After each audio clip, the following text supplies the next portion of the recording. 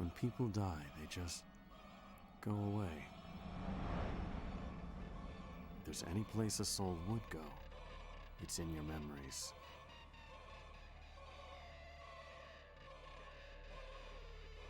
People you remember are with you forever.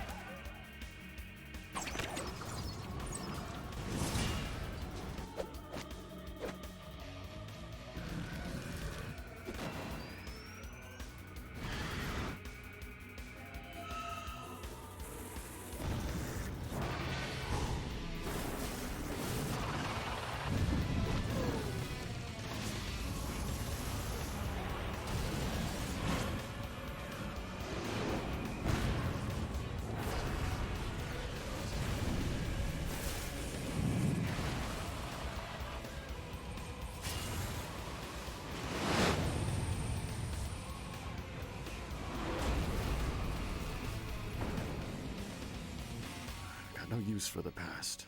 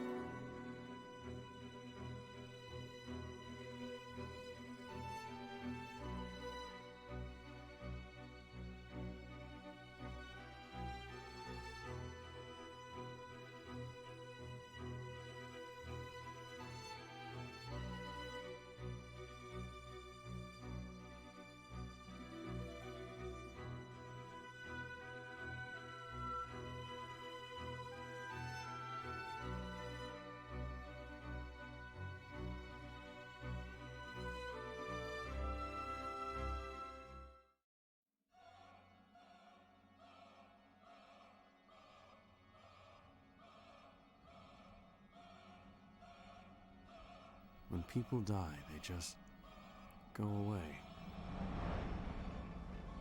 If there's any place a soul would go, it's in your memories.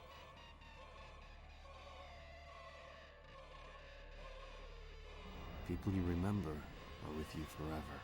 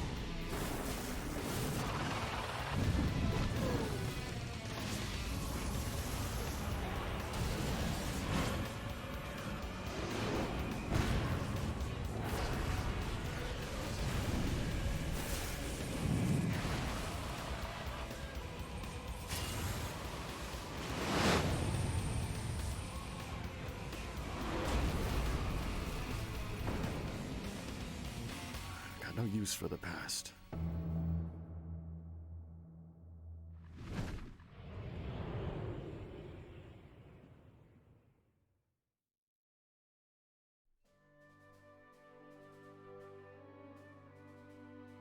Hello, and welcome to Lost Odyssey, where I'll be playing it for the first time. Also, I don't know which is start button. Guess that one. Alright. New game. Let's go.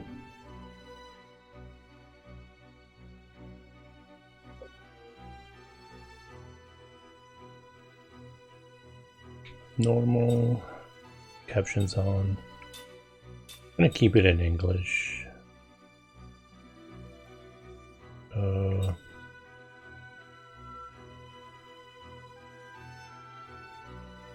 don't know what that means yet. I'm gonna keep it on normal. I think that's how it's supposed to be. Oh man, I want to switch this, but I'm gonna get confused because Microsoft and they do everything backwards.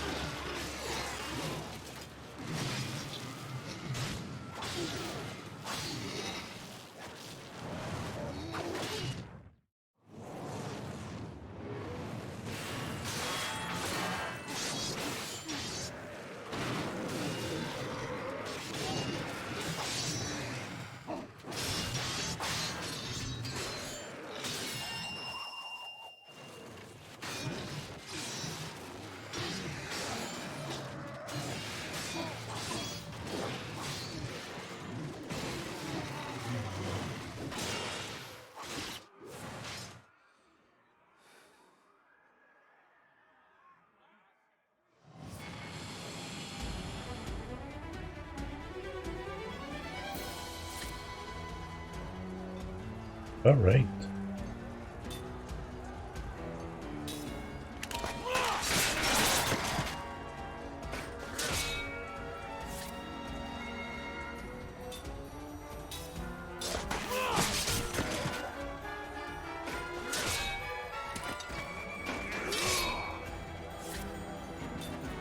guess he's overpowered.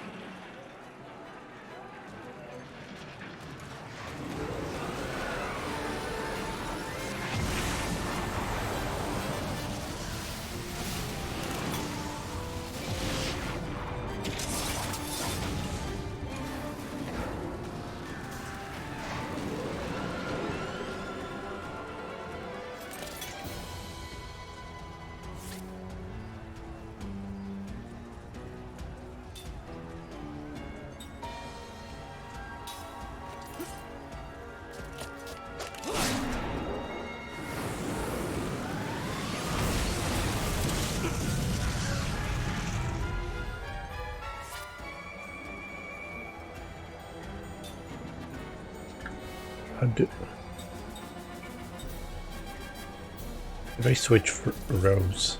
Hello, Clearbit, how you doing?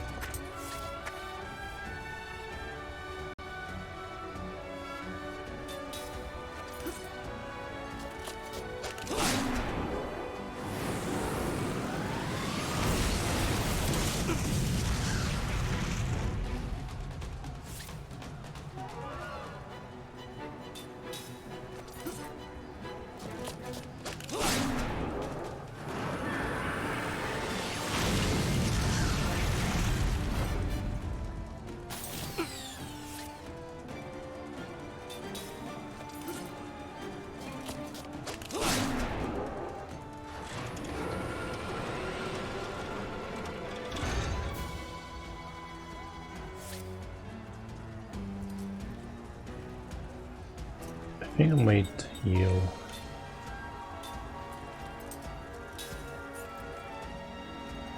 Okay. Am I doing something wrong here, or is he really just that powerful?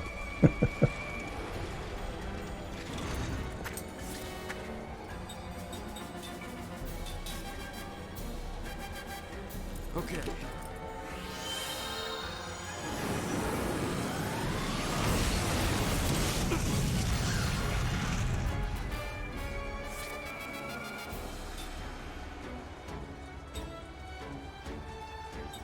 I think they're just that powerful.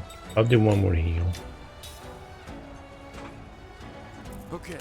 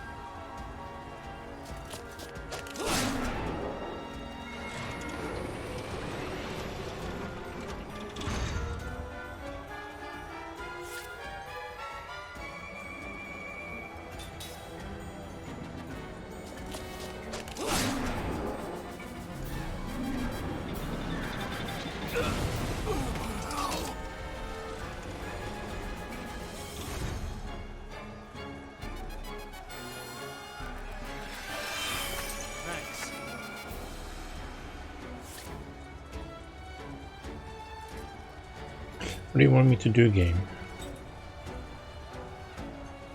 Do I change front and back?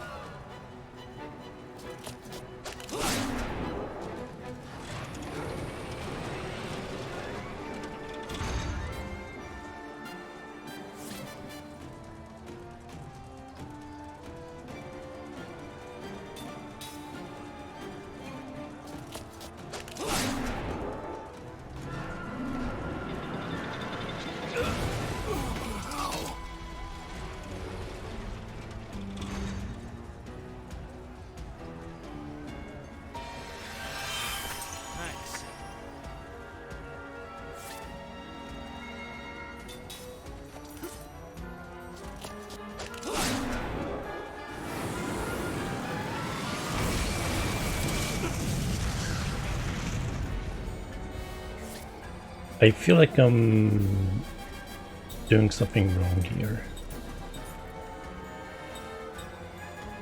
We can't just be...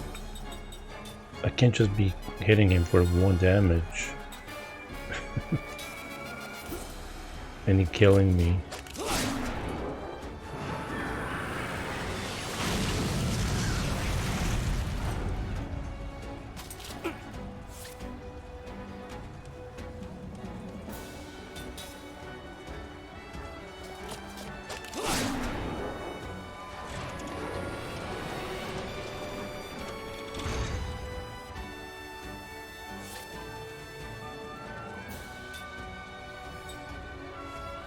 I don't know how.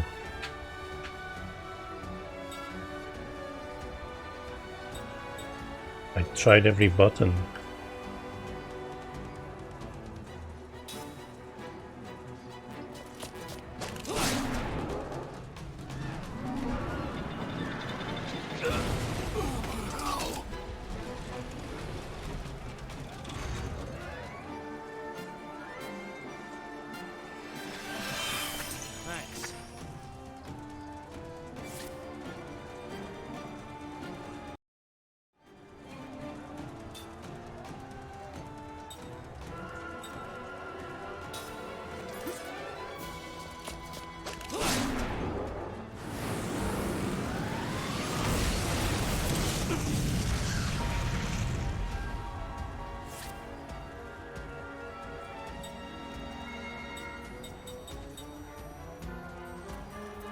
Can't even run.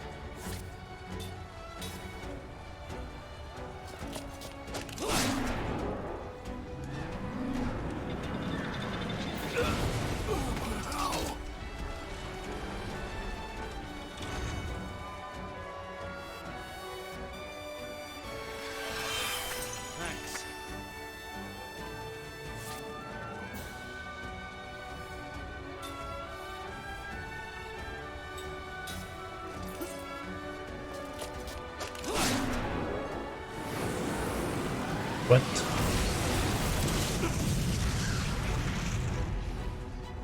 Now I did some more damage.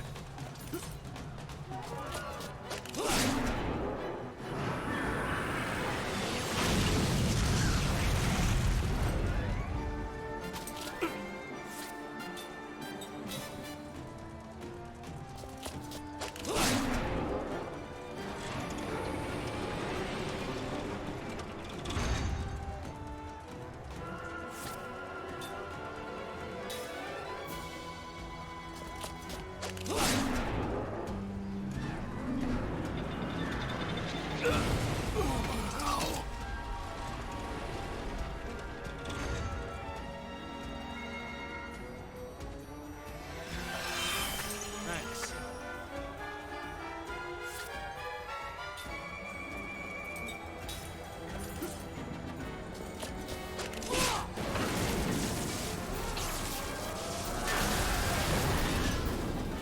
Nice.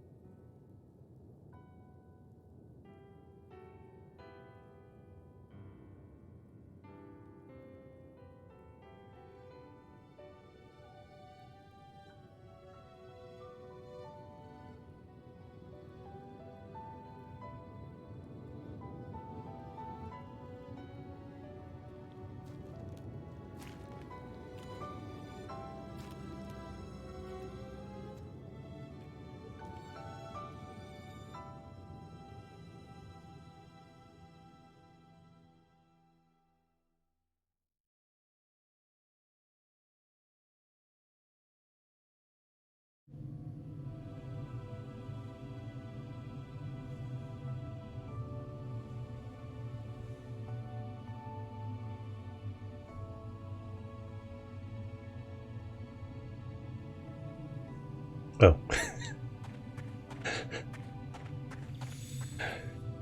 I'm playing on Xbox, and I don't really play Xbox. And my thumb went for the left stick, but it's not where it's supposed to be.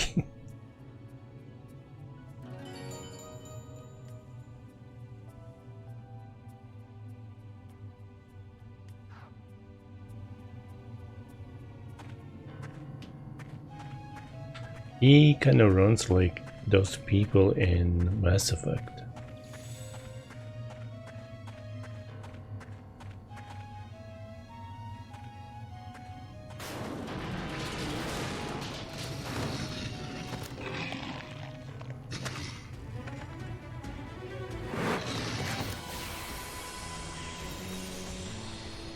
No one gets in my way.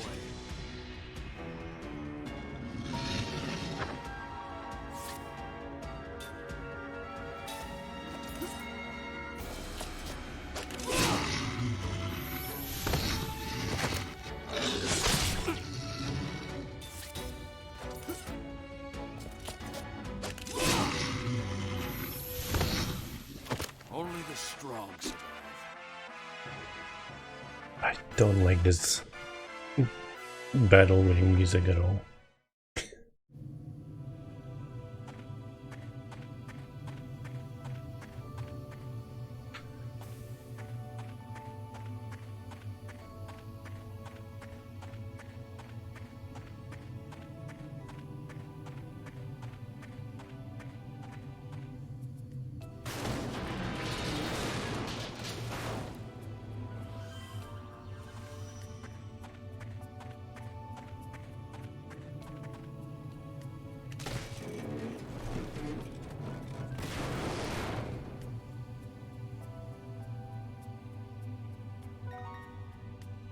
Bruiser rank.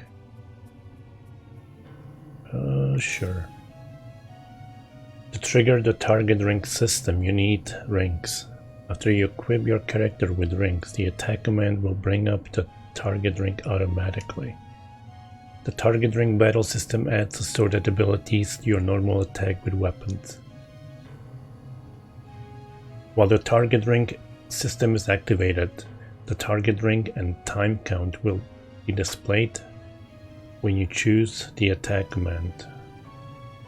When the time count starts, hold down the right trigger and release it when the outer rank is completely over the target rank. If your timing is right, your attack will be completely effective. Perfect is the best result. If the time runs out on your timing, or your timing was poor, your result will be bad and you will not achieve any additional effect. You can achieve additional effects with the target rank system depending on the rank you equip. You can choose your rank according to your situation. Yep.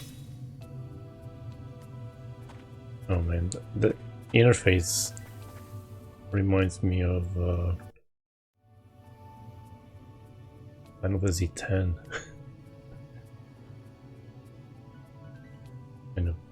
kind of bad.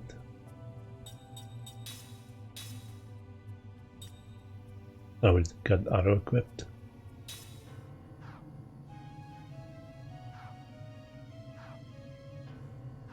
Same with the, the timing. That was a Final Fantasy VIII thing.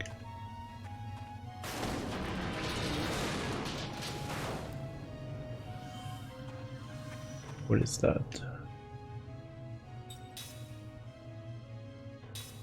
Ah, that's resurrecting. Yeah. Tail Feather, aka Phoenix Down. I think I'll be doing a lot of Final Fantasy comparisons since it is game by the creator.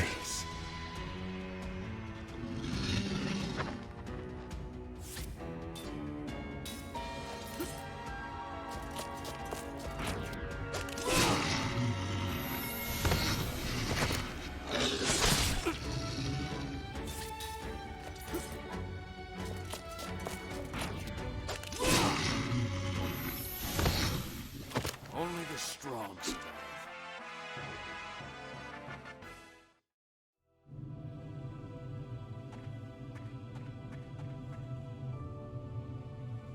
I don't like...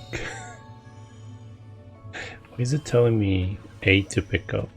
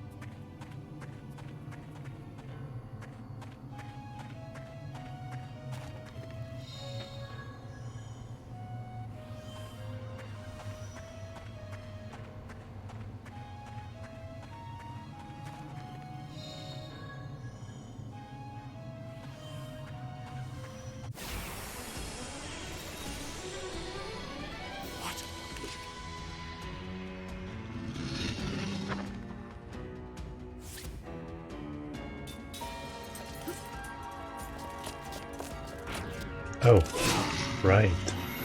I totally forgot about the timing.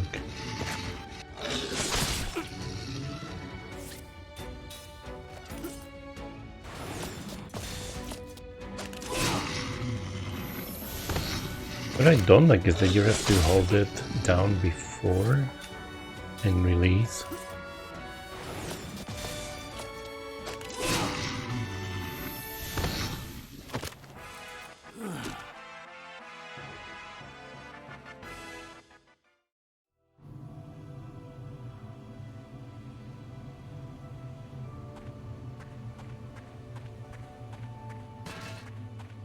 I wonder if they tested it with pressing it down, but it was like more delayed than they wanted it to. I don't know.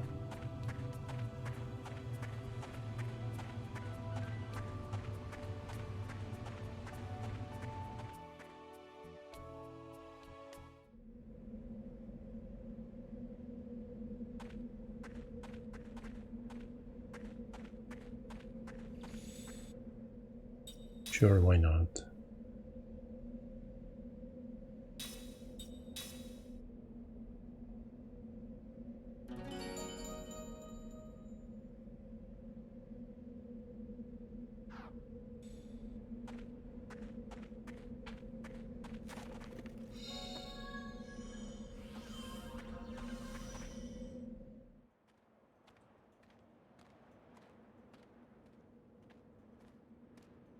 See anything? See. Maybe under the... Yeah. Here, let me help. Hold us. I'm gonna die. Hey, What? that guy over there. He's still alive. Huh? Hey, you!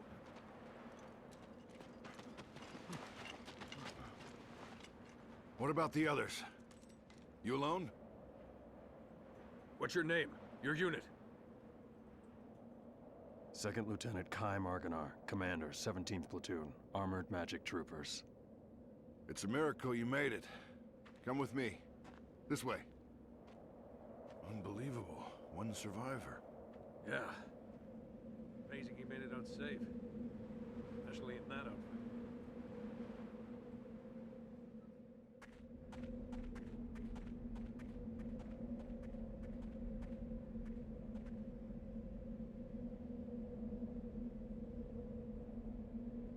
Oh.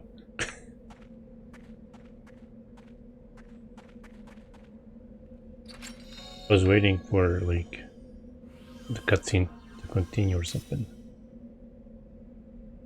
You can assemble the rings you need to the target ring system using the ring assembly. Remember that you need components for ring assembly. There are many different kinds of components. These components can be earned in battle or found in treasure chests or at stores. The ring itself can be used as a component too. On the ring assembly screen you will find the ring formula list. If you have the required components, you can assemble rings right away. Discover what's possible on the ring assembly screen when you find new components.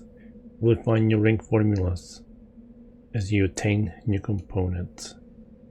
You can filter the ring formulas by pressing X button. Search the formulas as you obtain new components. Yep.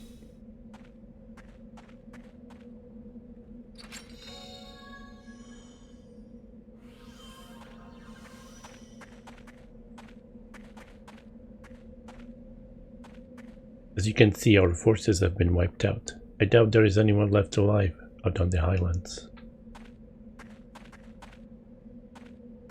Where is he looking? I'm amazed that you made it out alive. You can take that armored car. You should be leaving very soon.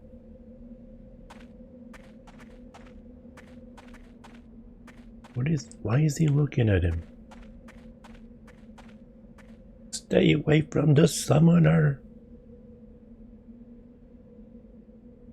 Uhura would never yield to the barbaric Kent beastmen. This should have been the last battle. But what does it all mean? Did we win or lose?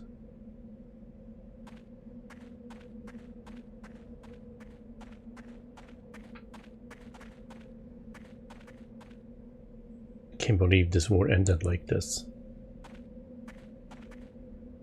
The Highlands of Woe have become a field of the dead. Kent should reconsider their strategy now.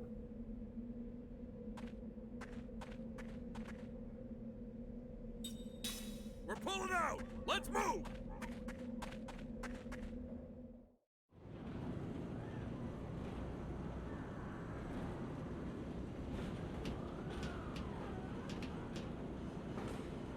I'm alright since I was on the edge of the battlefield, but rest of my unit. Did you see that busted up magic weapon? I can't believe even magic energy couldn't protect it.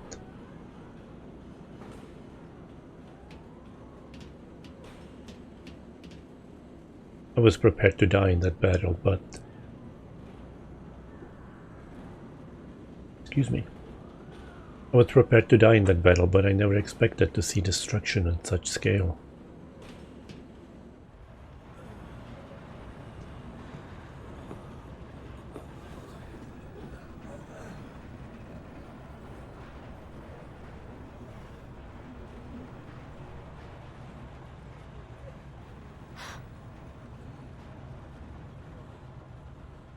That's Officer Seth Balmore with the 43rd Magic Division. She's like you. She got out in one piece. Really? You two are walking miracles.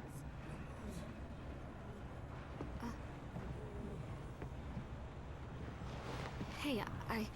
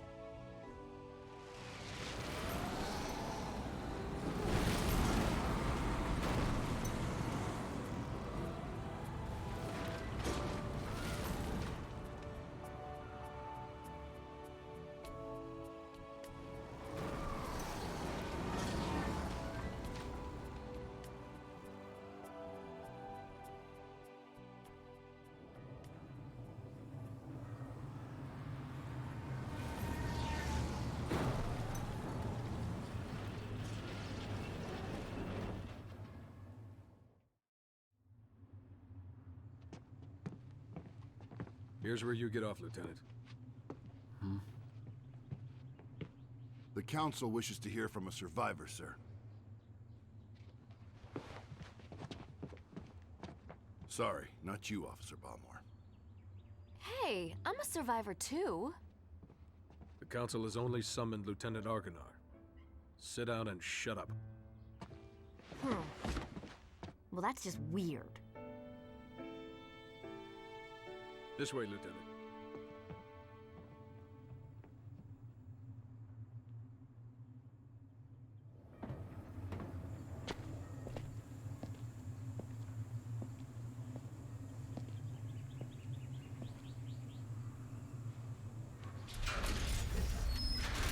Follow me.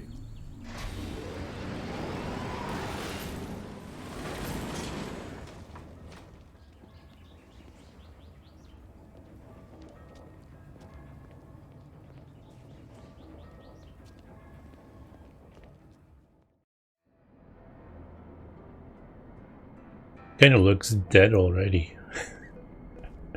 Also, I'm not a fan of the split screens. Kind of too cheesy.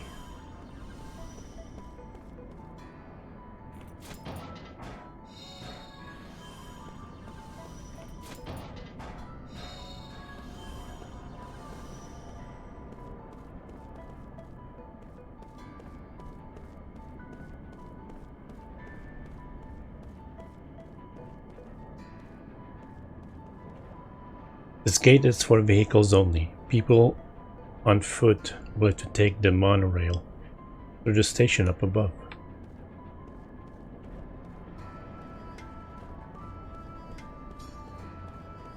So I don't like the camera in this game. Why would you zoom over there?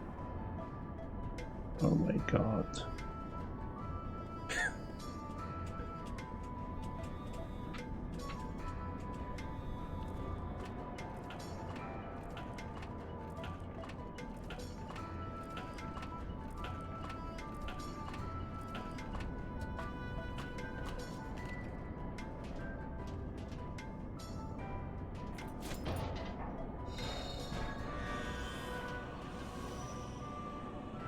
If you want to get into the city, you should take the lift on the tower up to the monorail station.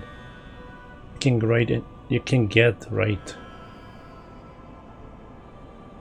into the heart of the city with the monorail. Great. Great means get right. Just invented a word.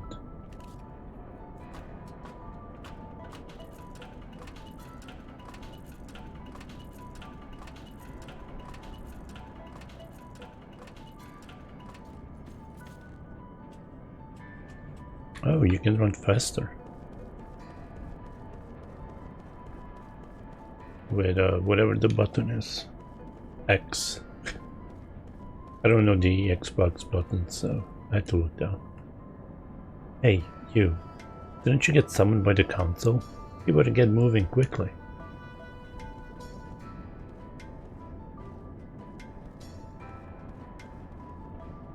Where are you going? The battlefield is completely empty now. Not a thing or soul in sight.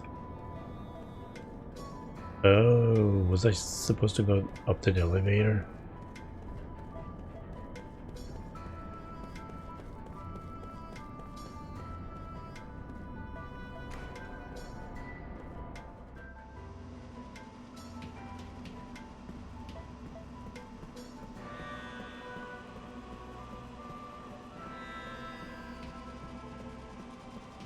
Yeah, I never played this. I just picked it up used on eBay.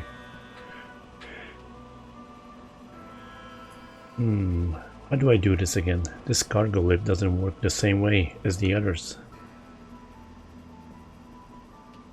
And I shouldn't be dealing with any disc swaps because I'm playing on Xbox One and I believe you download the whole game and it just plays without switching disc. And you just need to have a disc inside maybe. I have a soldier telling me he lost his helmet. Where the heck could it be? He said it dropped through the gap while he was going up the lift, but when he went back to fetch it, he was gone. Wait, what? He said it dropped through the gap while he was going up the lift.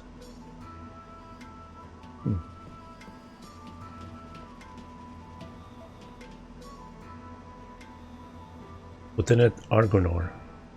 It says Argonaut, but it sounded like they said Argonaut. Please take the central lift. The monorail is waiting up above. To run, move while holding down the X button. Yeah, I just figured it out. What is he looking at? Like, seriously. Take this lift, Lieutenant. The monorail is ready in the station above. Like, why is he looking that way?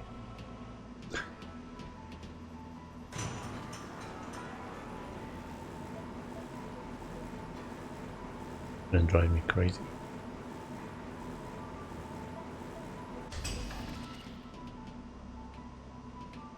It's not like in Final Fantasy IX when they would look down and there was an item nearby. But he's just turning his head randomly in crazy directions.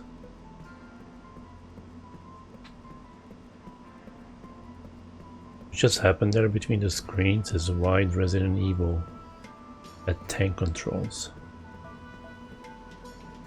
Like I'm going this way, but as soon as the screen changes, you're going that way.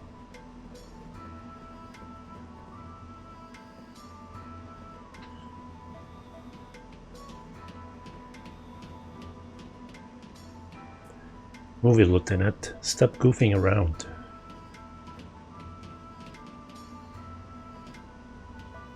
The station is just ahead. Let us proceed, Lieutenant.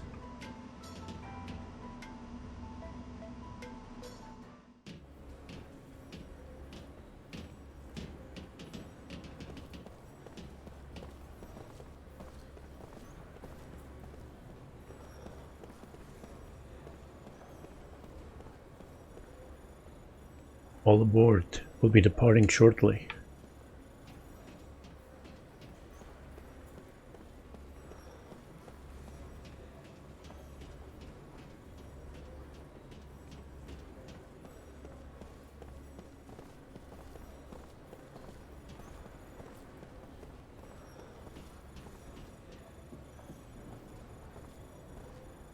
The train cars here have been put out of commission to save on maintenance costs.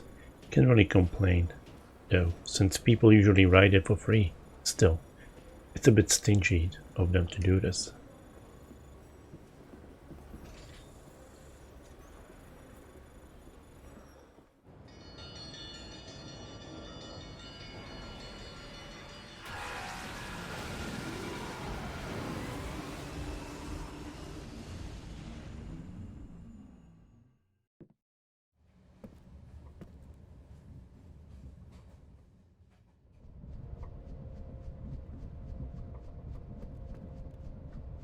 Why don't you take a break for a moment? Once we get out of the station, we'll have to walk the rest of the way to the council hall. Hey, you're that guy, right? The soldier that can't die. The 17th Division. That was the front line. They were smack in the middle of the Wool Highlands. No one could have survived that meteor crash. But here you are, without a scratch. Beg your pardon, Lieutenant, but it's really strange. The few we were able to save were far from the center of impact, and even those men were seriously injured. It's hard to believe that anyone could have survived that inferno.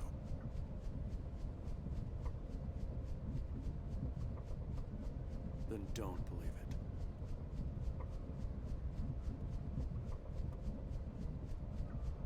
The Council won't like that attitude. Come on, tell us. How'd you make it?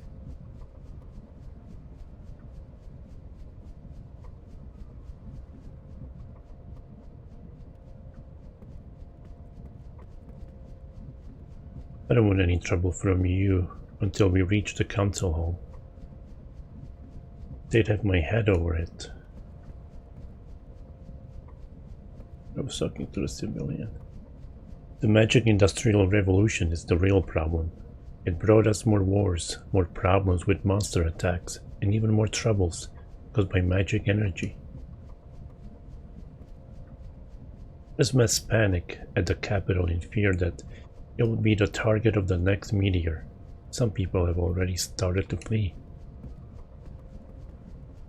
They say that people from both sides were wiped out, together on the highlands of Woe. What the hell happened out there? You've heard about the meteor that fell on the highlands of Woe, right? Everyone died, it seems. It's terrible. Ora will be fine. This is exactly why we had why we had the magic industrial revolution, to protect us from things like this.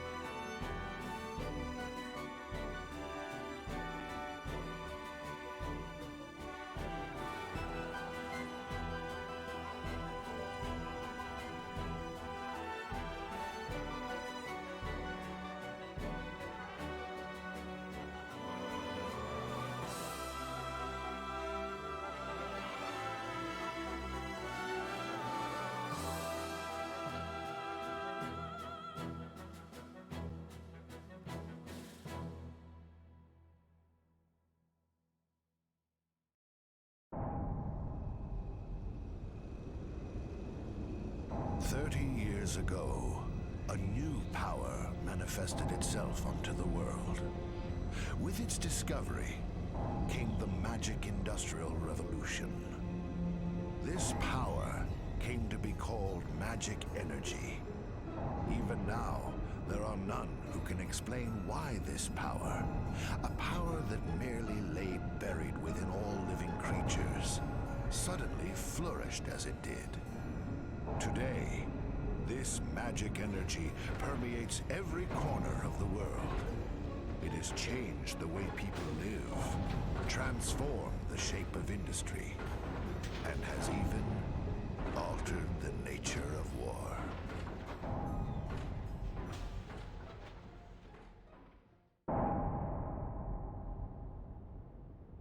Is it true the Kents have requested a truce? Indeed. We heard that enough men were committed to cover the Wall Highlands and that most of the Kent force were eliminated. This war was started by them. It's only right they withdraw. We've also lost a tremendous number of troops. After suffering such a devastating loss, if the Goatsa were to strike now, there would be no way we could defend our country. And there are also whispers that Goatsa was pulling strings behind the invasion. What makes you think that the Goatsa were involved? We have confirmed that a large amount of military hardware has been moved from Goatsa to Kent. We assume Goatsa plans to use Kent to keep things stirred up and destabilize Ura. Are you saying that even the meteor crash was a Goatsan plot? My lord, I have some disturbing information on that subject. We suspect that a situation at Grandstaff may have caused the meteor crash. Grandstaff. This is not the first time that stories about it have reached my ears. This is not confirmed, but magic energy may have leaked out of Grandstaff, interfered with something in outer space, and precipitated this disaster. Gongora, Yes, my lord. the Grand Staff falls under your jurisdiction. Do you have anything to say? Nothing for the moment. Where did you get this information? Construction of Grand Staff is going smoothly. Now that the forces of Ura have suffered such devastating losses, I think we have no other way to protect our land except with the magic energy that Grandstaff will provide. We should hold off on debating the pros and cons of Grandstaff until we've thoroughly reviewed the world's current situation. What you say makes sense, but our plan to use magic energy is a double-edged sword. With all sorts of rumors flying around, we might want to halt construction of Grand Staff. What? Only temporarily. As soon as it's clear that Grand Staff had nothing to do with the meteor collision, we'll resume construction immediately, Gongora.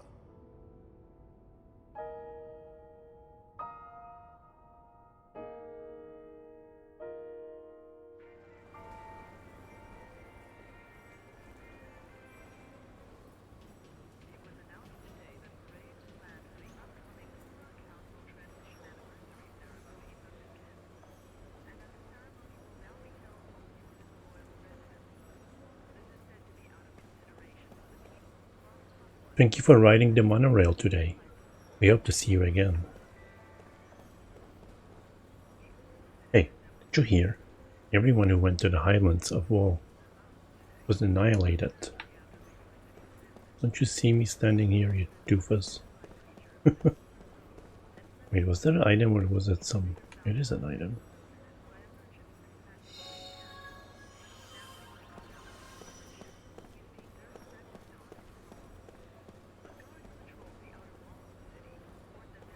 Hello Bonico, thank you for the raid. Hello Frito B. What happened to Frito A? This monorail is not in operation at this time.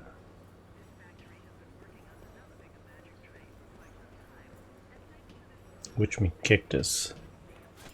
Can I kick it? Yes you can.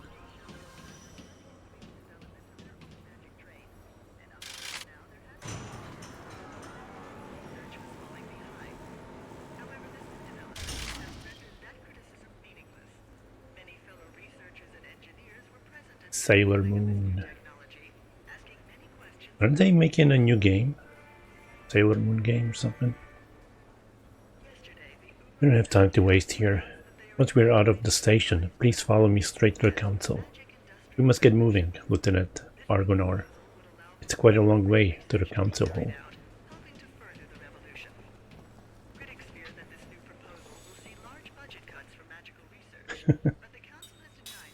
Hello, Docs. Welcome to the stream.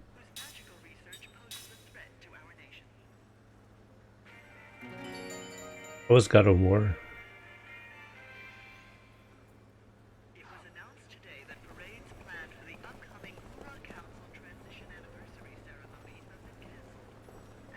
I'll talk to some people. I'm not going to talk to everyone. A meteor fell on Highlands of Wall. A meteor? How insane is that? What happens if another one falls here?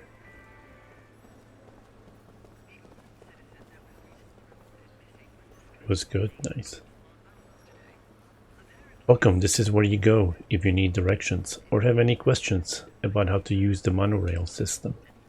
We also handle PA system announcement, monorail status reports, and lost and found services here. Let me know if you need anything. Wait, lost item? I believe we just had someone inquire about this earlier. The ring was a gift from owner's fiancé. He was a young soldier and he was quite distraught. I'm sure this will make him very happy. I was asked to present a certain item to whomever brought the ring here, so please take this. You're all. Yeah, I'm hoping to get to God of War sometime this year. There's a lot of, well, I wouldn't say a lot of games that I have to get through, but most of the games are really long that are coming up. For me at least. Well, we're at war, so I understand why the soldiers here are all so tense, but I'm starting to dislike the atmosphere in the station now. Gotta get through like Death Stranding, both Horizons, both Spider-Man games.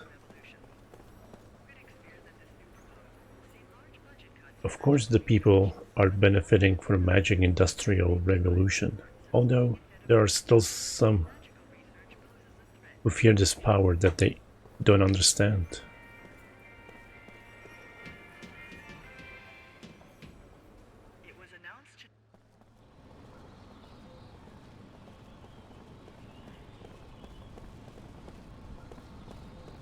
I don't know who came up with this single camera idea. This is the boarding area for magic taxis. Taxis. Taxis? Taxi? Unfortunately, it's out of service at this time due to orders from above. You mean heaven? The monorail is free because it's wartime, but those guards on watch freak me out a little.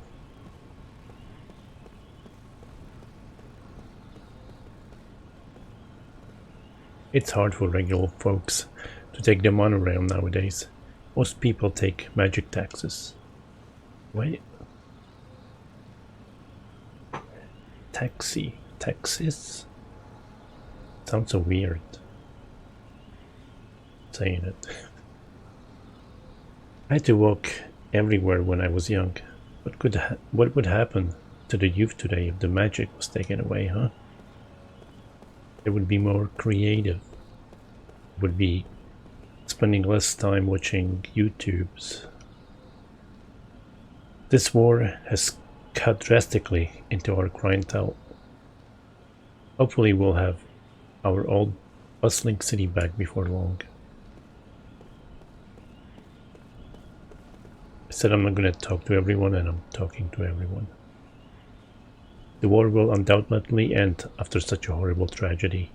The council has apparently convened for emergency talks. Something tells me the council will push for more war. Hey there, what do you think? Isn't she a beauty? A real car, running on a magic engine.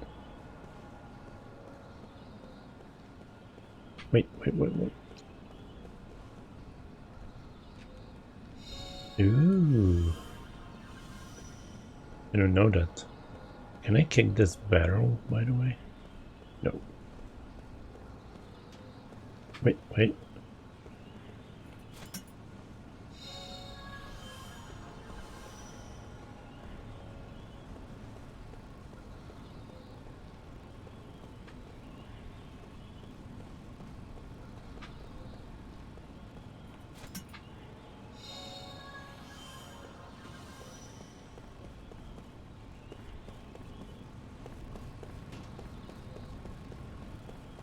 When he's running, it looks like it's sped up. Kind of weird. I was just at the station, but the monorail and taxis are all stopped. How am I supposed to get to the Great Gate?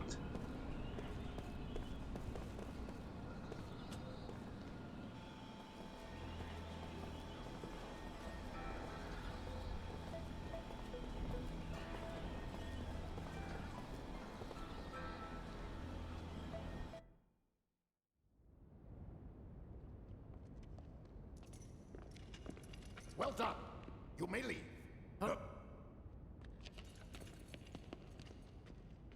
Lieutenant Kaya Marganar, we thank you for a job well done.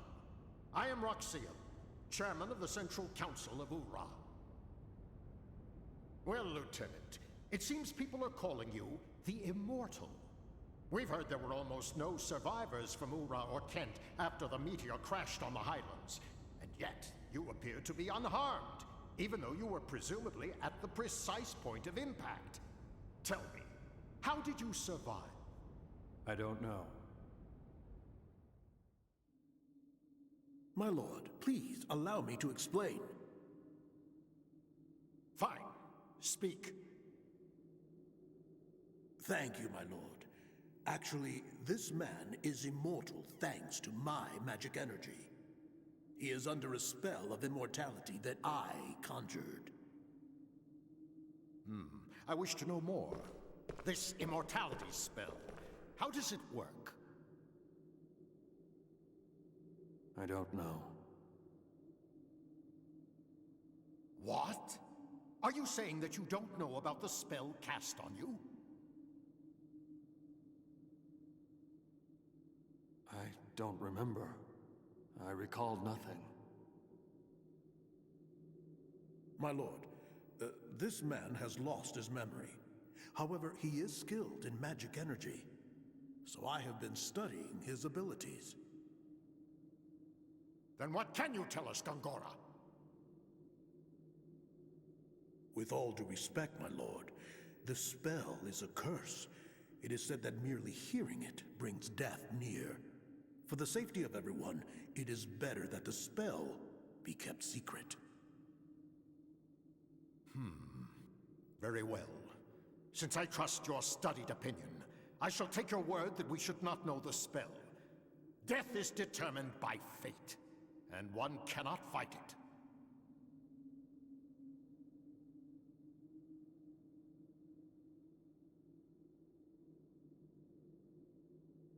Lieutenant, since it seems that you cannot be killed, the Council would like to bestow a special mission on you.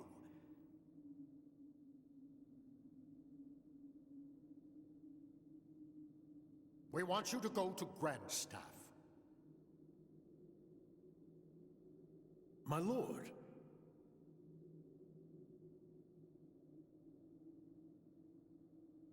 Gongora, you cannot keep this hidden any longer. Till now, construction has been left up to you, but we've lost contact with the site. It's just that... Gongora! Until we can confirm the Grandstaff project is safe, construction shall be suspended. Yes, my lord. So now, Lieutenant Argonar.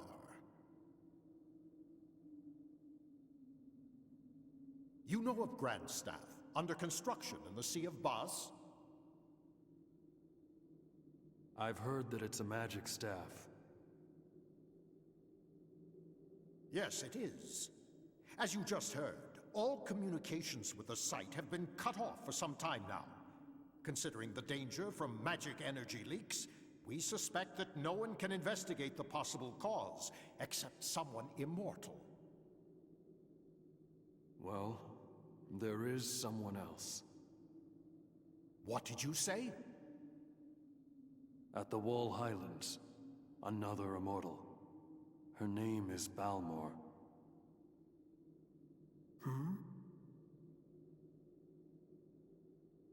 Well then, this other one shall accompany you. I shall summon her. Quickly, make the arrangements! Right away, my lord. My lord, pardon me for saying this, but I'm building Grand Staff for the sake of our nation and its people. Enough! We will await Khaim's return and report. Of course, my lord. You are dismissed, Lieutenant.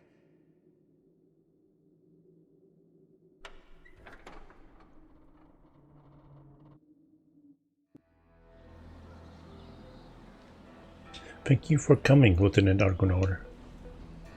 A word from Chairman Roxian that you are off duty until further official orders from the Council. There's a fine inn just along this street for you to stay and wait for your orders. We've already arranged for the Council to contact you there. You can check the location of inns and shops with the navigation map at the top right corner of the screen. You can also zoom in and out by pressing the back button. Which one is back button? Is that the back button?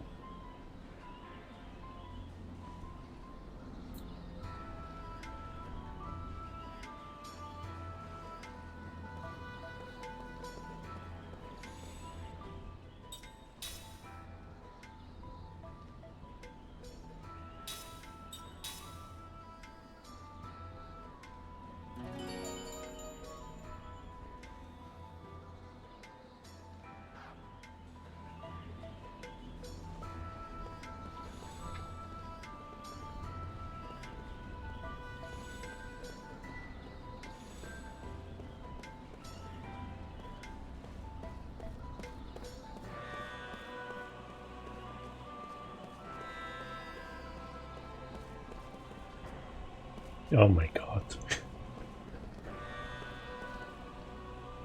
Hey, can I tell you a secret?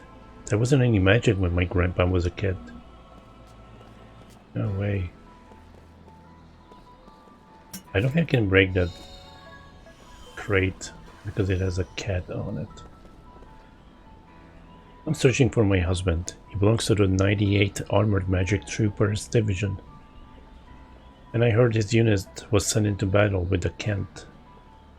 I'm still hopeful, but... yeah.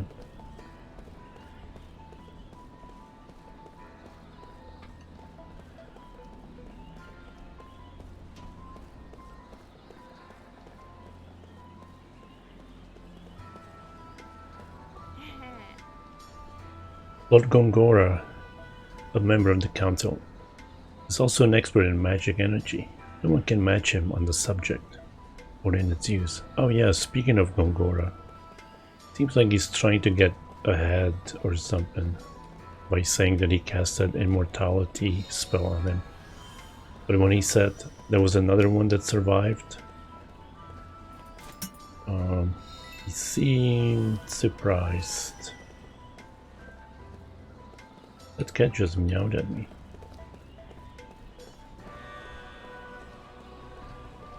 I think he's trying to take credit for something that he didn't do.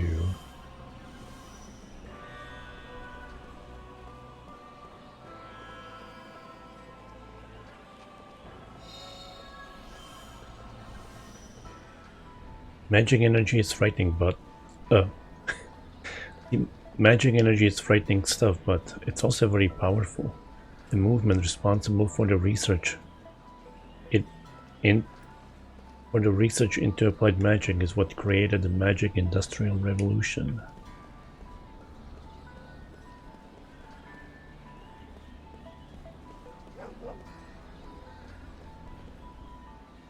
Probe. Don't probe the dog, man.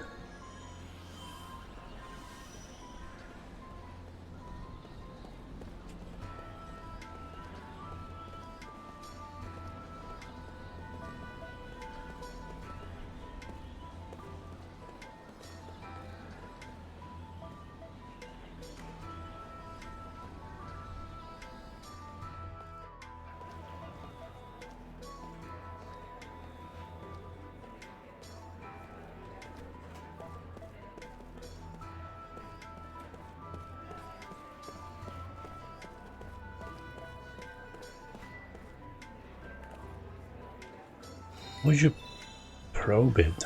Why would they translate it into probe?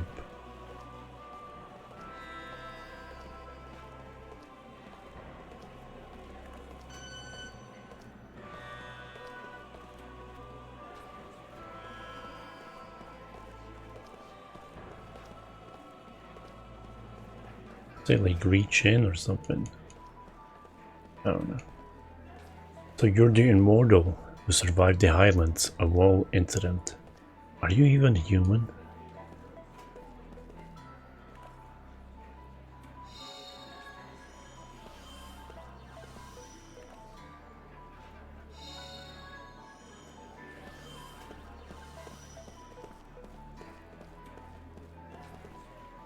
Apparently, Gotza in the north is pulling the strings behind Ghent.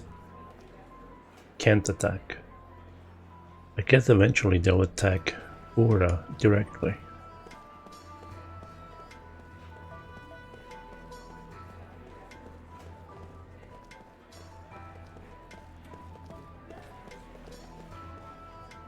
Can I take your order? Or perhaps I can convince you to treat me to something after you're done with work? Is she even allowed to ask for dates during her job? This is the main street in the city of Ura. You can take care of your shopping along with anything else you might need here.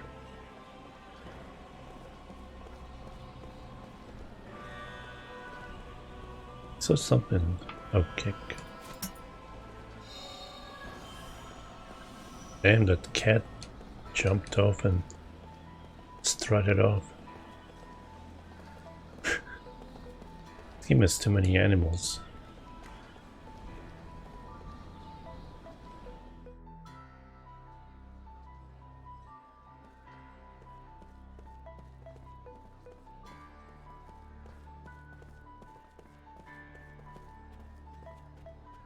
Is that a telescope? And I could use one like that.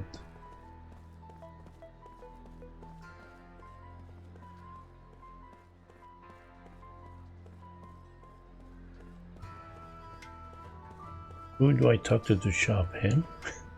The owner of this store often goes traveling to find quality items.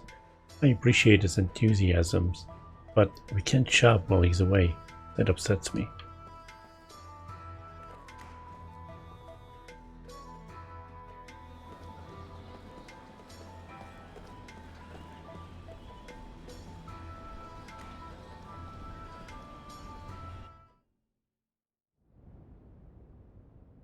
And now, counselors, I propose that Gongora be removed from Grand Staff Project, with control transferred to this council. My lord. In addition, until Lieutenant Argonar completes his investigation, I propose that Gongora be confined to his residence under surveillance. Those who disagree with my proposal, raise your hands now. It appears I have no choice but to agree. I see there are no objections. It is decided. Just happened. Did they see through his lie like I did?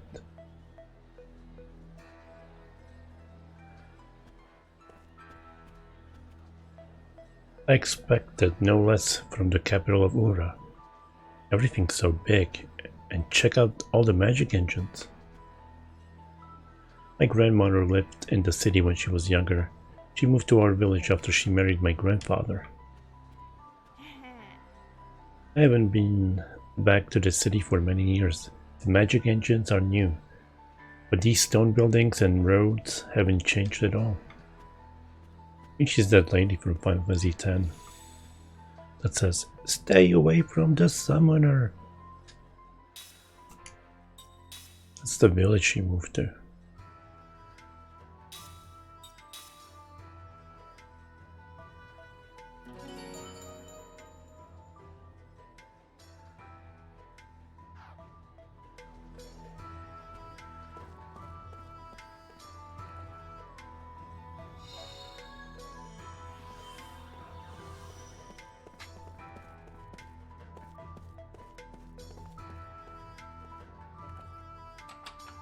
It's locked. It's locked. What is this? Silent Hill?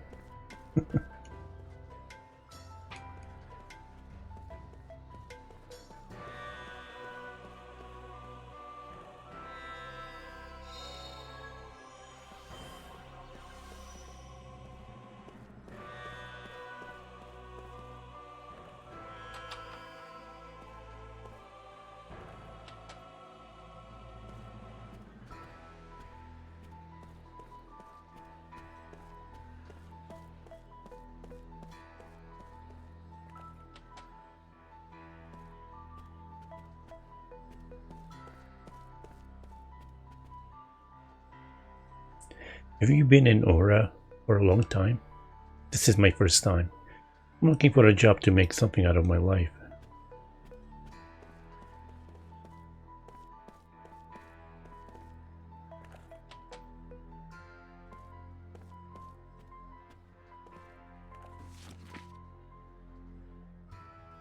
Ura street map. Great Gate, downtown Ura to Palace, transportation in Ura. Great Gate. This magnificent structure serves as the entrance to the city of Ura, as well as providing protection from enemies. The monorail station has now become an essential part of Ura's transportation, and it is one of the blessings from the Magic Industrial Revolution. Downtown Ura. The beautiful signs of Main Street are the most memorable part of Ura. The charmingly authentic flagstone boulevard melts seamlessly with the wonders of modern magic engine technology to create a wonderful blend of old and new Ura in one unique view, the palace. Even under Ura's modern republican government, the palace's majestic exterior continues to loom over Ura. Rebuilt as a part of Magic Industrial Revolution, the symbolic structure continues to serve as one of the city's most recognizable buildings. Transportation in Ura. The monorail system is inexpensive and runs frequently, so it's your best choice for visiting downtown or the palace area. For those who prefer a more personal touch, magic taxis offer a high level of privacy. Some merchants even conduct their most important meetings inside. Damn. They had Zoom meetings before Zoom.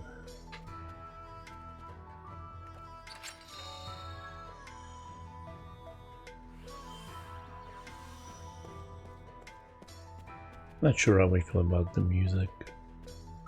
It's the second game in a row where I don't feel like the music is really good. Or at least not for the game. But we'll see.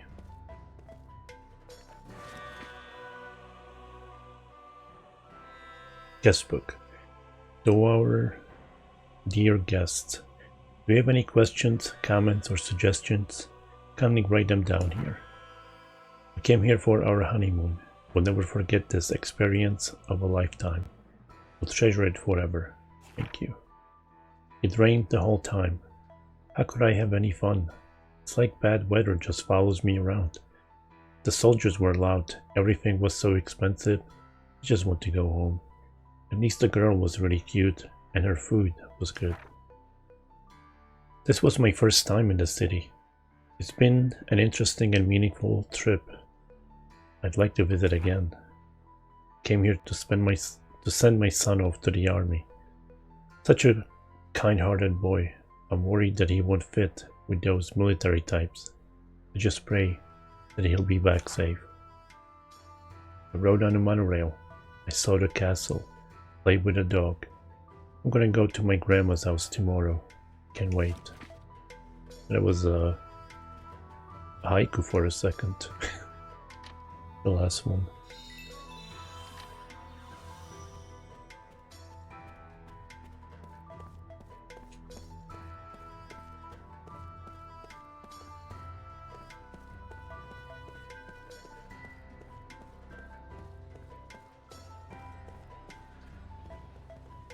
You know, he has a almost similar stupid outfit like Vaughn. Anyway, welcome. The council has told me about you. Please enjoy your stay. As Kaim slips into deep sleep, his dream unfolds. A dream or his past. At this moment, there is no way he could know.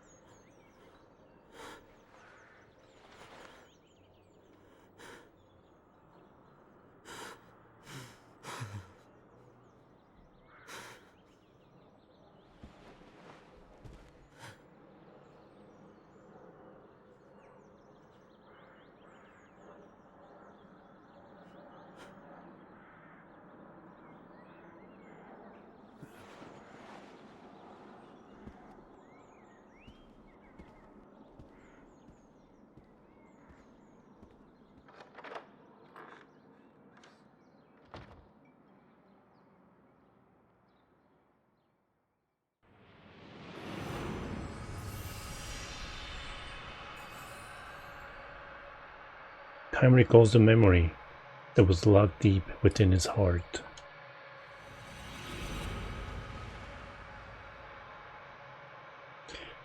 The dream has been revealed.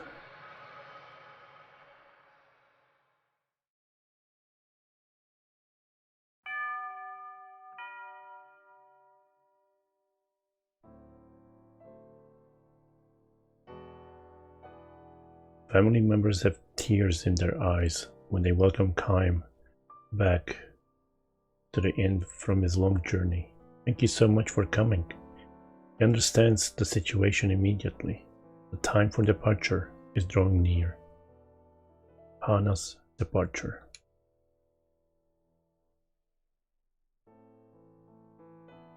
Too soon.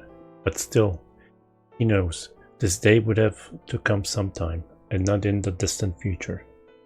I might never see you again, she said to him with a sad smile when he left on this journey. Her smiling face almost transparent in its whiteness, so fragile, and therefore indescribably beautiful as she lay in bed.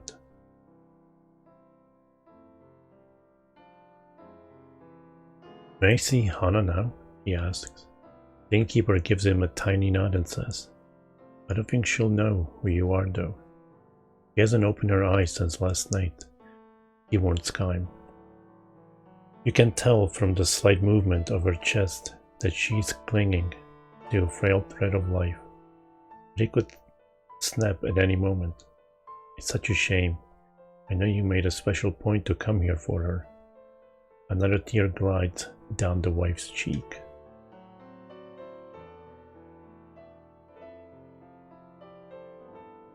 Never mind, it's fine, Kime says. He has been present at innumerable deaths, and his experience has taught him much. Death takes away the power of speech first of all, then the ability to see. What remains alive to the very end, however, is the power to hear. Even though the person has lost consciousness, it is by no means unusual for the voices of the family to bring forth smiles or tears. Kime puts his arm around the woman's shoulder and says, I have lots of travel stories to tell her. I've been looking forward to this my whole time on the road." Instead of smiling, the woman releases another large tear and nods to Kime. "And Hannah was so looking forward to hearing your stories." Her sobs almost drown out her words.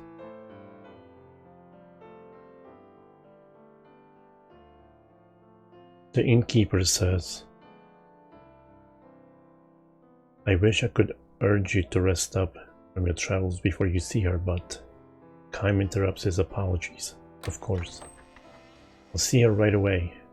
There is very little time left. Anna, the only daughter of the innkeeper and his wife, will probably breathe her last before the sun comes up." Kime lowers his pack on the floor and quietly opens the door to Hannah's room.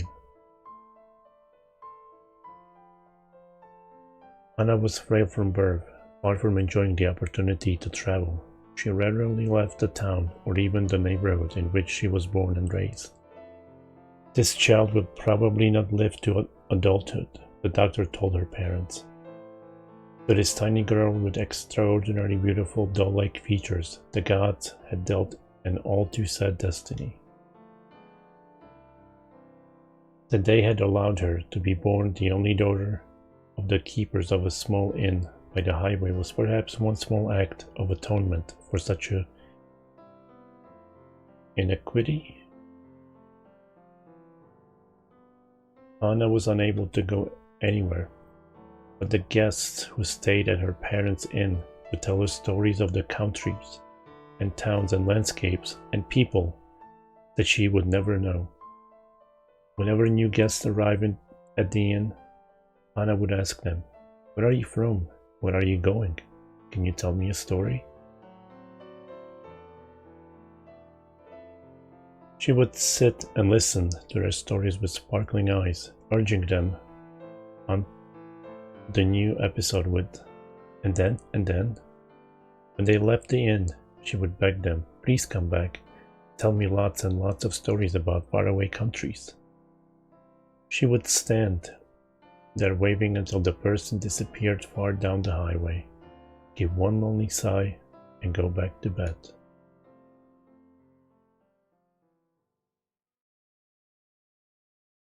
Anna is sound asleep. No one else is in the room, perhaps an indication that she has long since passed the stage when the doctors can do anything for her. Kime sits down in the chair next to the bed and says with a smile, "Hello, Hannah. I'm back." Does not respond. Her little chest, still without the swelling of a grown woman, rises and falls almost imperceptibly. "I went far across the ocean this time," he tells her. "The ocean on the side where the sun comes up. I took a boat from the harbor way, way, way far beyond the mountains you can see from this window, and I was on the sea from the time the moon was perfectly round till it got smaller and smaller and then bigger and bigger until it was full again. There was nothing but ocean as far as I could see. Just the sea and the sky. Can you imagine it, Hannah? You've never seen the ocean, but I'm sure people have told you about it. It's like a huge, big, endless puddle. Kime chuckles to himself, and it seems to him that Hannah's pale white cheek moves slightly. She can hear him, even if she cannot speak or see. Her ears are still alive. Believing and hoping this to be true, Kime continues with the story of his travels. He speaks no words of parting. As always with Hannah, Kime smiles with a special gentleness he has never shown to anyone else, and he goes on telling his tales with a bright voice, sometimes even accompanying his story with exaggerated gestures.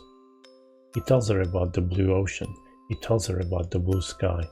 He says nothing about the violent sea battle that stained the ocean red. He never tells her about those things.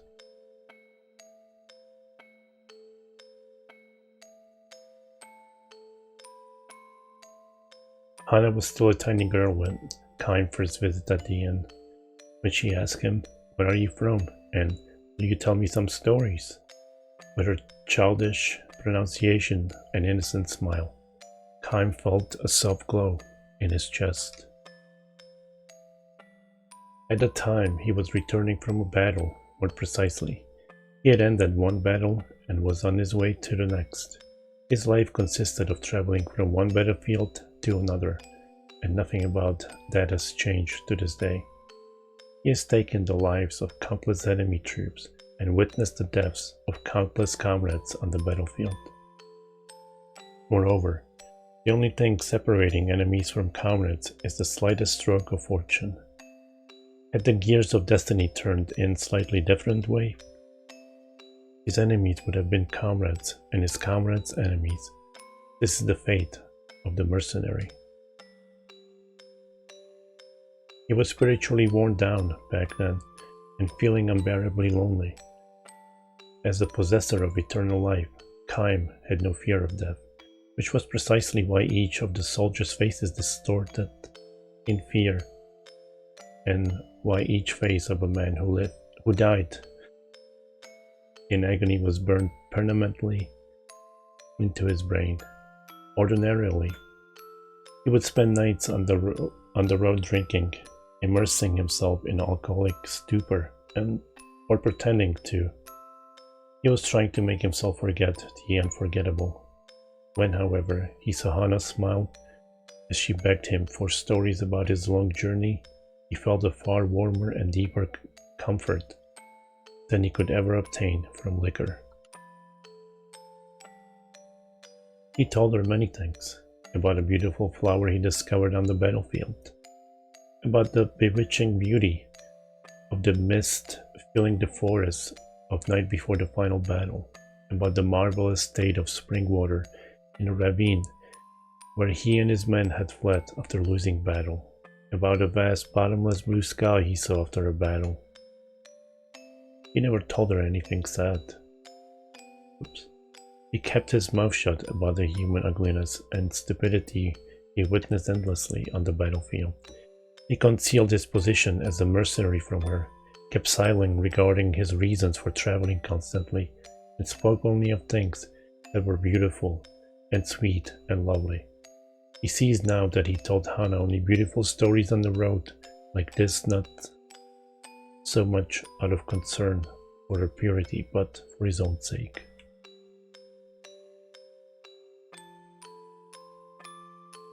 Staying in the inn where Hannah waited to see him turned out to be one of Kime's small pleasures in life. Telling her about the memories he brought back from his journeys felt some degree of salvation, however slight. 5 years, 10 years, his friendship with the girl continued. Little by little, she neared adulthood, which meant that, as the doctors had predicted, each day brought her that much closer to death.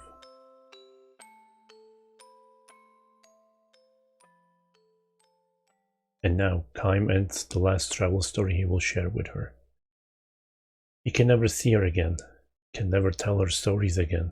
Before dawn, when the darkness of night is at its deepest, long pauses enter into Hana's breathing. The frail thread of her life is about to snap as Kaim and her parents watch over her. The tiny light that has lodged in Kaim's breast will be extinguished. His lonely travels will begin again tomorrow, his long, long travels without end. You will be leaving on your travels of your own soon, Hana, Kaim tells her gently. You'll be leaving for a world that no one knows, a world that has never entered into any of the stories you have heard so far. Finally, you will be able to leave your bed and walk anywhere you want to go. You'll be free. He wants her to know that death is not sorrow, but a joy mixed with tears. It's your turn now. Be sure to tell everyone about the memories of your journey. Her parents will make that same journey someday. And someday, Hana will be able to meet all the guests she has known at the inn, far beyond the sky. I, however, can never go there. I can never escape this world. I can never see you again. This is not goodbye. It's just the start of your journey. He speaks his final words to her. We'll meet again. His final lie to her.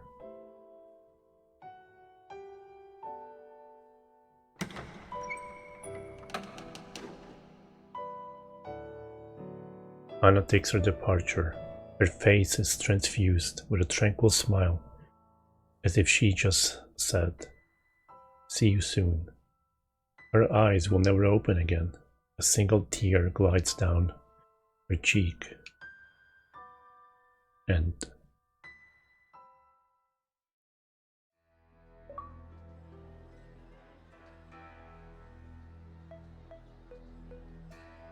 View 1,000 Years of Dreams tutorial.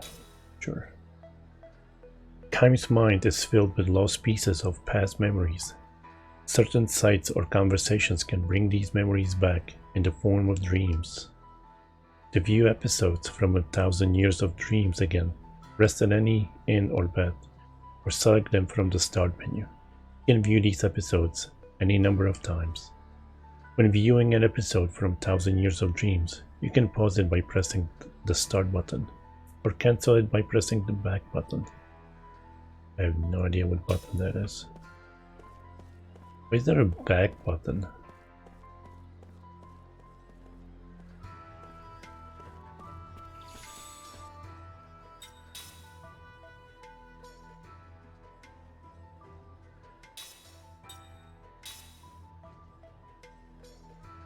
Oh, nice story about Hana.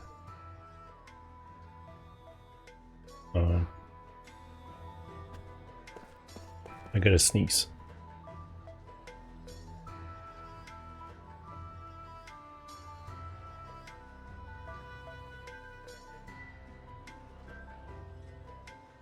I wonder if she'll come up again in the game. Did you sleep well? No messages for you yet, I'm afraid. We'll hold any messages that come for you here, so please, don't hesitate to take a stroll outside. I'm sure you'd like to forget the horrors of the battlefield. Oh, by the way, feel free to use any of the items you find here. They are compliments on the house. You mean inn?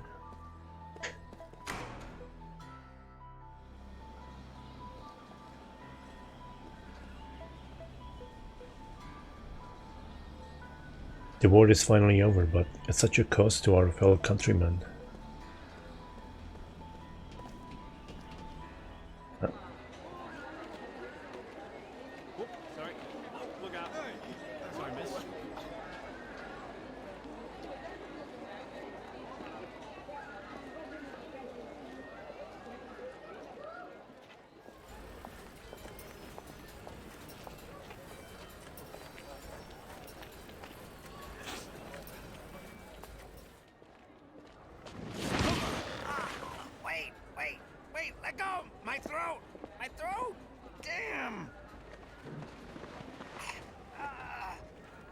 following me?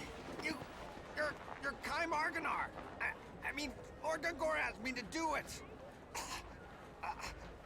It's the truth. I'm supposed to tell you to go to his manor. He has something important to tell you. You are? Jansen, messenger for Lord Gongora. At your service.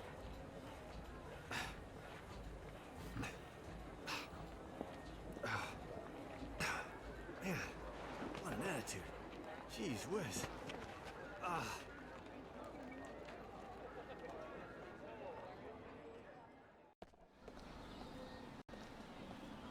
Dang. Rule 1 of following someone: don't follow them. What did he see him in? I guess this, right?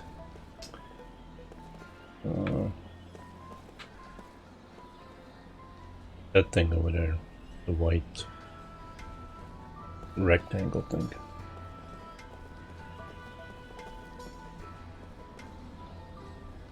Have you heard about this? A connection of mine in the council told me Councilman Gongora has been confined to his private estate.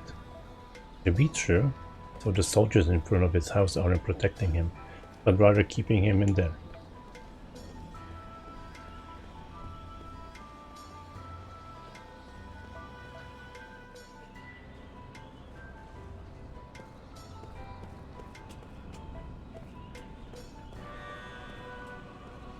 I'm guessing I'm supposed to go the way I went when the cutscene happened, but I haven't been here as far as I know, I think.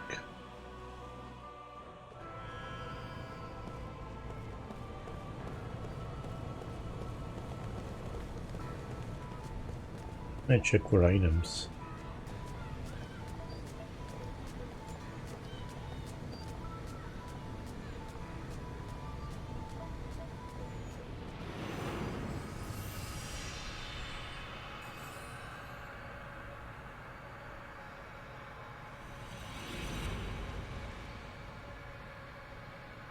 The dream has been revealed.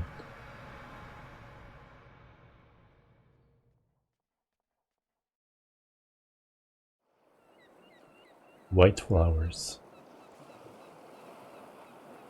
Lovely white flowers mark the town. They bloom on every street corner, not in beds or fields set aside for their cultivation, but blending naturally in profusion with every row of houses, as though the buildings and the blossoms have grown up together.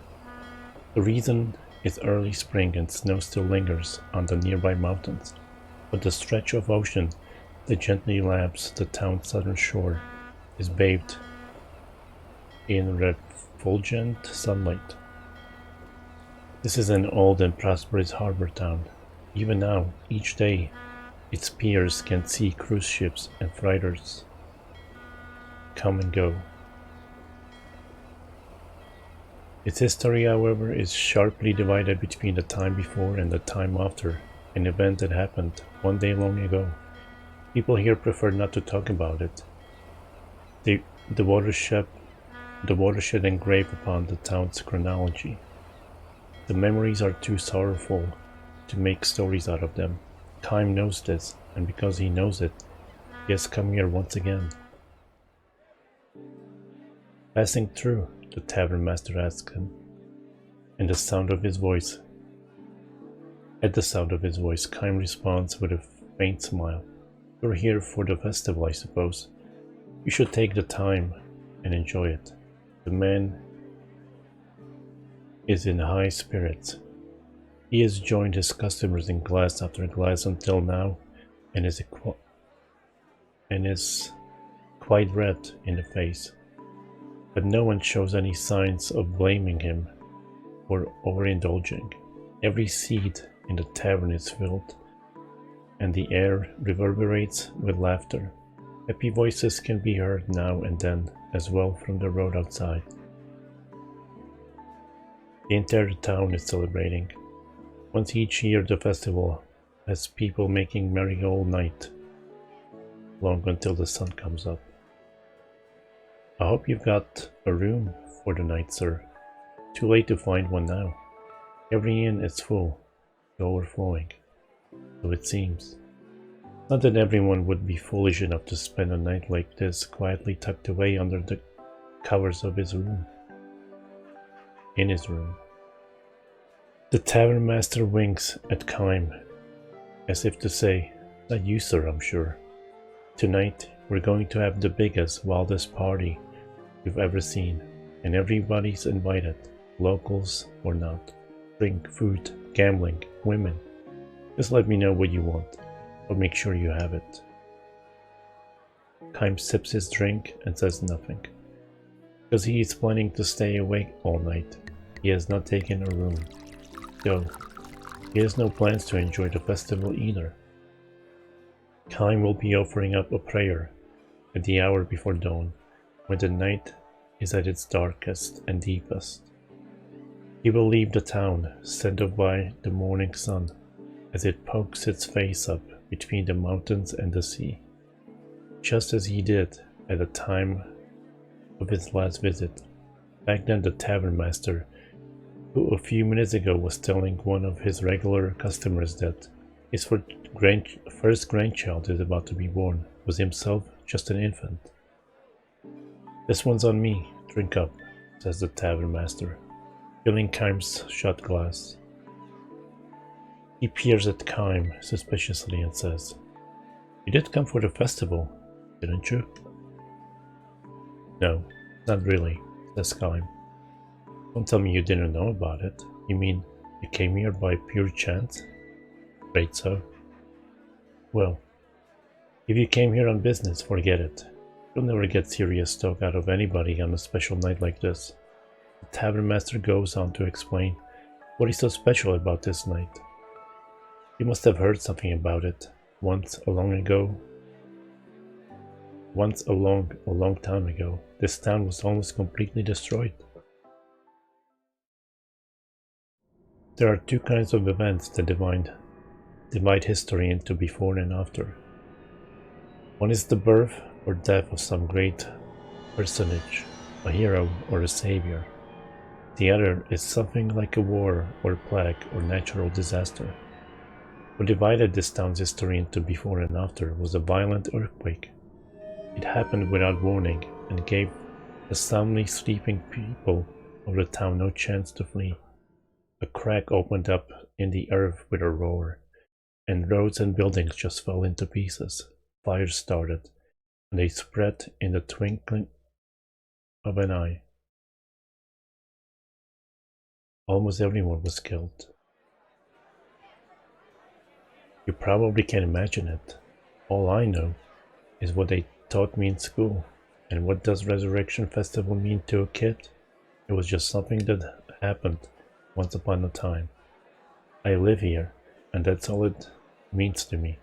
So a traveler like you probably can't even begin to imagine what it was like. Is that what they called this holiday? Resurrection Festival? Uh-huh. The town was resurrected from a total ruin to this. That's what a celebration is all about. Kime gives the man a grim smile, and sips his liquor. "What's so funny?" the tavern master asks. "Last time I was here, they were calling it Earthquake Memorial Day. It wasn't a festival for this kind of wild celebrating." "What are you talking about? Been the Resurrection Festival ever since I was a kid." "That was before you were old enough to remember anything." "Huh? And before that, they called it Consolation of the Spirit. They'd burn a candle for each person who died, and pray for them to rest in peace. It was a sad festival, lots of crying." "You sound as if you saw it happening yourself." "I did." The tavern master laughs with a loud snort. "You look sober. But you must be plastered out of your mind. Now listen, it's festival night, so I'm going to let you off the hook by pulling my leg." Excuse me. But don't say stuff like that in front of the other townspeople. All of our ancestors, mine included, are the ones who barely escaped with their lives. Cam knows full well what he is doing. He never expected the man to believe him. He just wanted to find out for himself whether the townspeople were still handing down the memories of the tragedy, whether deep down behind their laughing faces there still lingered the sorrow that had been passed down from their forefathers' time. Called away by one of his other customers, the tavern master leaves Kaim's side, but not without first delivering a warning. Be careful what you say, sir. That kind of nonsense can get you in trouble, really. Think about it. The earthquake happened all of 200 years ago. Kaim does not answer him. Instead, he sips his liquor in silence. Among the ones who died in the tragedy 200 years ago were his wife and daughter. Of all the dozen of wives and hundreds of children that Kaim has had in his eternal life, the wife and the child he had here was especially unforgettable. In those days, Kaim had a job at the harbor. There were just the three of them, he, his wife, and their little girl. They lived simply and happily. The same kind of days that had preceded today would continue on into endless tomorrows. Everyone in town believed that, including Kaim's wife and daughter, of course. But Kaim knew differently, precisely because his own life was long without end, and he had consequently tasted the pain of countless partings. Kaim knew all too well that in the daily life of humans there was no forever. This life his family was leading would have to end sometime. It could not go on unchanged. This was by no means a cause for sorrow, however. Deny the grass upon forever, human beings knew how to love and cherish the here and now. Kaim especially loved to show his daughter flowers. The more fragile and short-lived, the better. Flowers that bloomed with the morning sun and scattered before the sun went down. They were everywhere in this harbor town, lovely white flowers that bloomed in early spring. His daughter loved the flowers. She was a gentle child who would never break off blossoms that had struggled so bravely to bloom. Instead, she simply watched them for hours at a time. A year too. Look how big the buds are. They'll be blooming any time now, she said happily when she found the white flowers on the road near the house. Tomorrow maybe, I wondered aloud. Absolutely, his wife chimed in merrily. Get up early tomorrow morning and have a look. Poor little flowers though, said the daughter. It's nice when they bloom, but then they wither right away. All the better, said Kaim's wife. It's good luck if you get to see them blooming. It makes it more fun. It may be fun for us, answered the girl. Think about the poor flowers. They work so hard to open up, and they wither the same day. It's sad. Well, yes, I guess so. A momentary air of sadness flowed into the room, but Kaim quickly dispelled it with a laugh. Happiness is not the same thing as longevity, he proclaimed. What does that mean, Papa? It may not bloom for long, but the flower's happy if it can open up the prettiest blossoms and give off the sweetest perfume it knows how to make while it is blooming. The girl seemed to be having trouble grasping this and simply nodded with a little sigh. She then broke into a smile and said, It must be true if you say so, Papa. Your smile is more beautiful than any flower in full bloom. She should have said it to her. He should have said it to her. Kaim later regretted that he had not.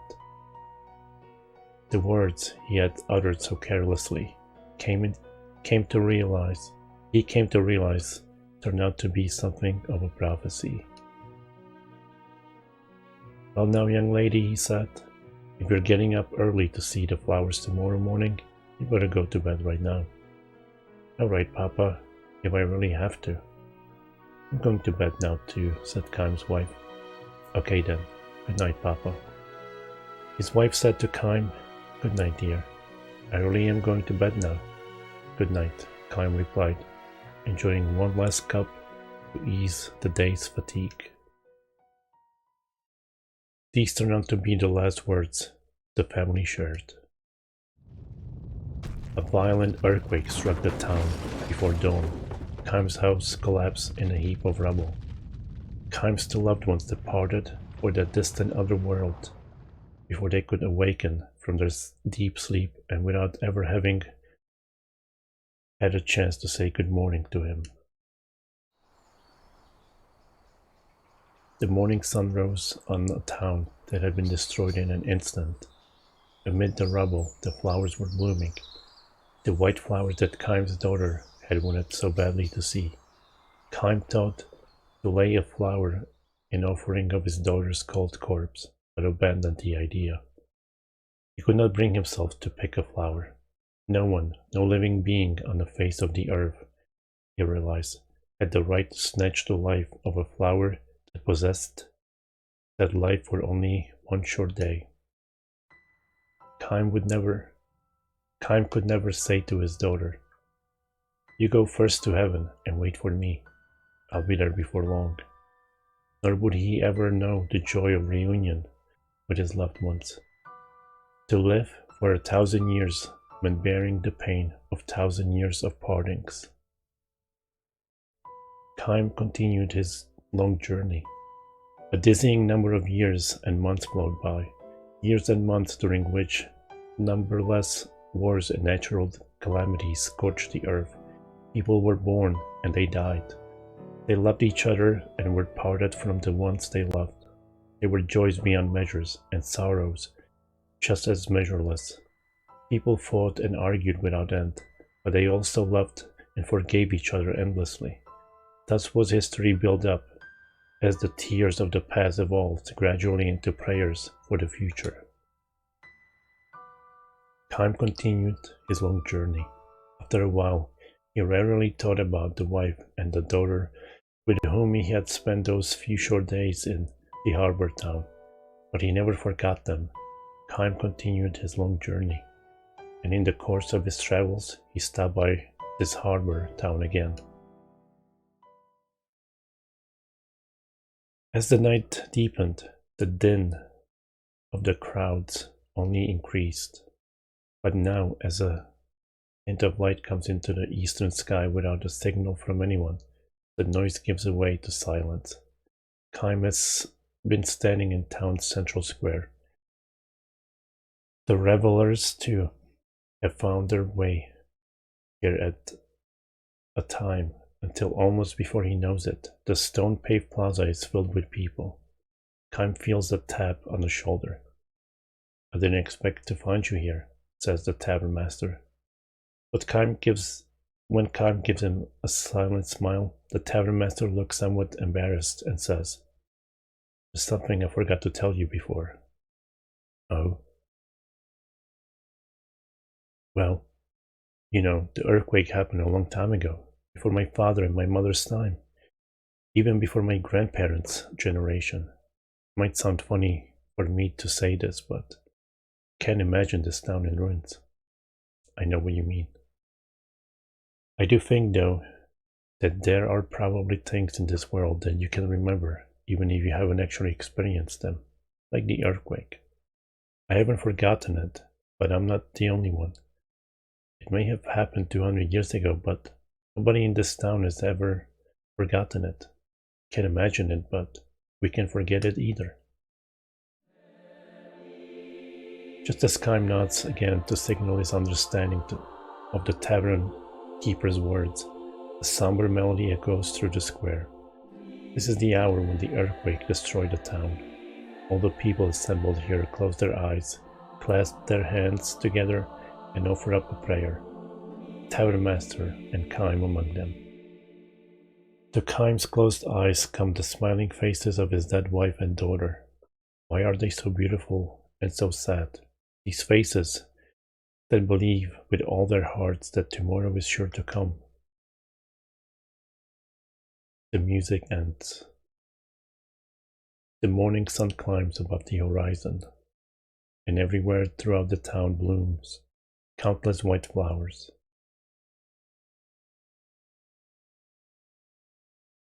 In 200 years, the white flowers have changed. Scientists have hypothesized that the earthquake may have changed the nature of the soil itself, but no one knows the cause for sure. The lives of the flowers have lengthened. Where before they would bloom and wither in the space of a single day, now they hold their blooms for 3 and 4 days at a time, moistened by the dew of night, bathed in the light of the sun. The white flowers strive to live their lives to the fullest, beautifying the town as if striving to live out the portion of life denied to those whose tomorrows were snatched away from them forever.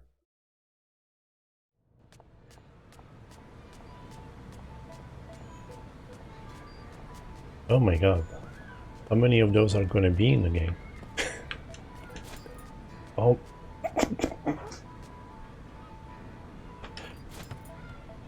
He missed. What's up, Arma? How you doing?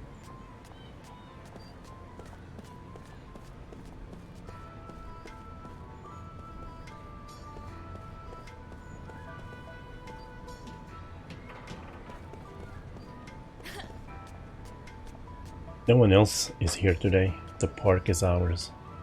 Doing better, that's good. Cool down. Have you heard of this game?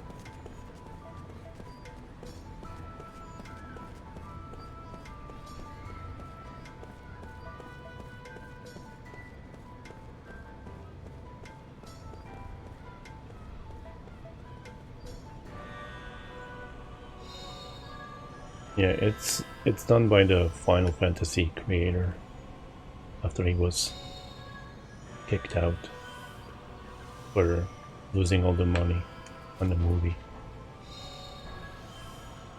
And it was bankrolled by Microsoft.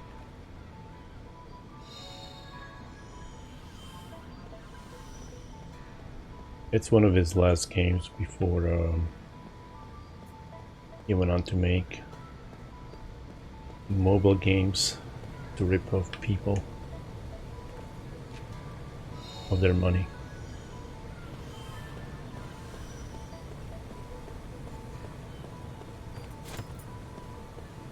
There's another game, I think it's called Blue Dragon, that he made.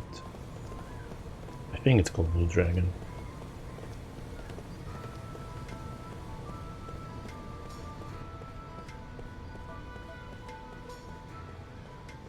Yeah, I think Microsoft tried to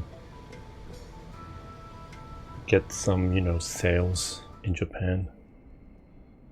I think that's why they bankrolled the studio to make this game, but Japanese don't care. It's on Xbox, we're not gonna buy it. Hello, Subversive, how you doing?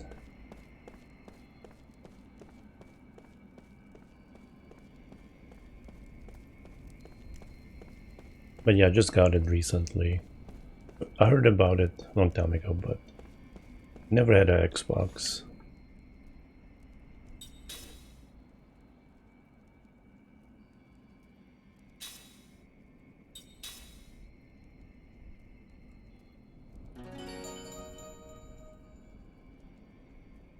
But basically the guy can't die, so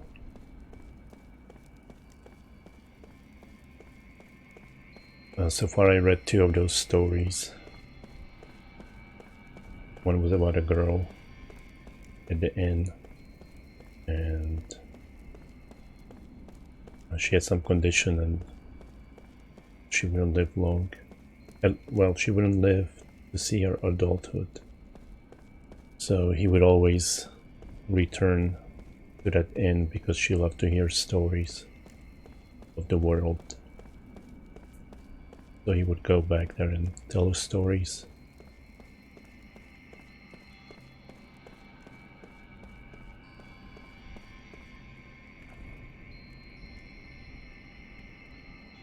Almost going to bed? Shouldn't you have gone to bed already? I actually don't know where you live, so maybe it's only like 10 p.m. for all I know.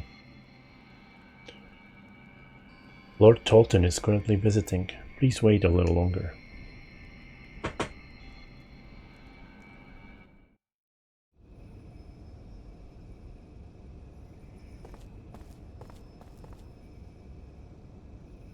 House arrest is going too far. I have firmly opposed Roxian on this. Do not despair, Gongora.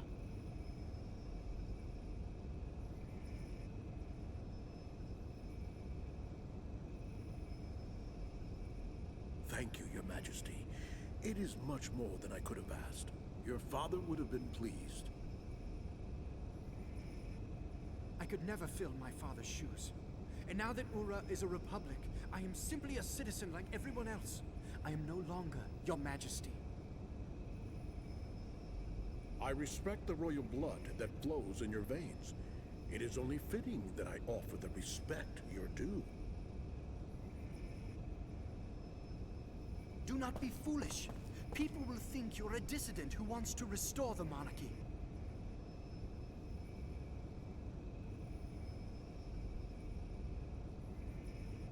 I'm truly happy that you have come to see me. You've always been so kind. You taught me the rudiments of magic. I cannot help but be kind to you in return. I cannot understand Roxian. I believe he intends to stop work on Grand Staff.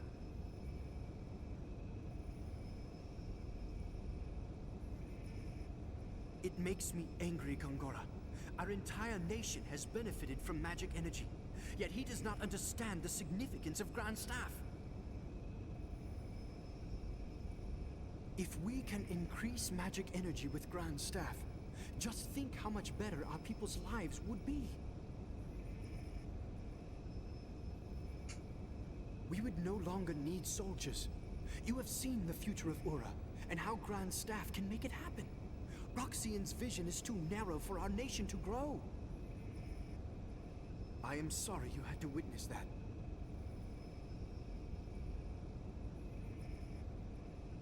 There is no need to apologize. I'm happy Your Highness understands.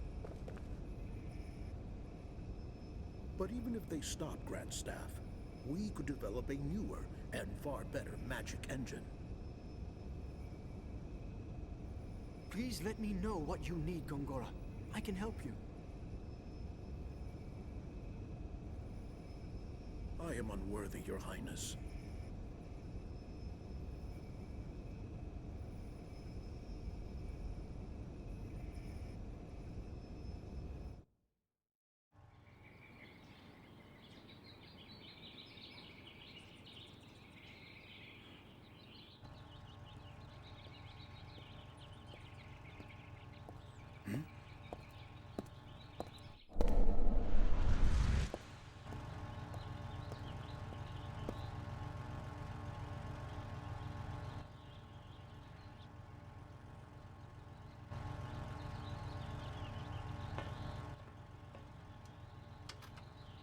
Please, go in.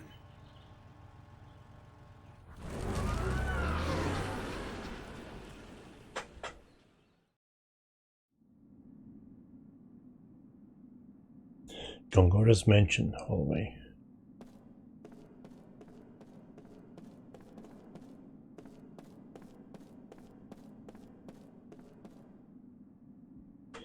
You will find Lord Gongora in his study, as always. Go through this door, and then take the left. Which door? There's like 2 doors, dude.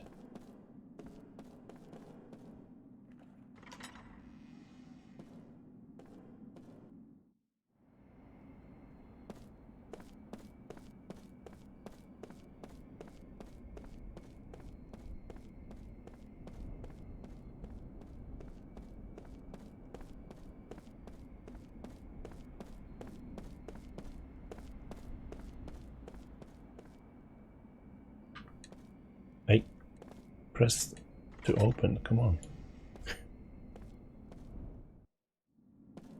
I'm assuming it's that door, but I'm gonna check out the other side. The way he runs is weird, it's like they just sped up the frame rate.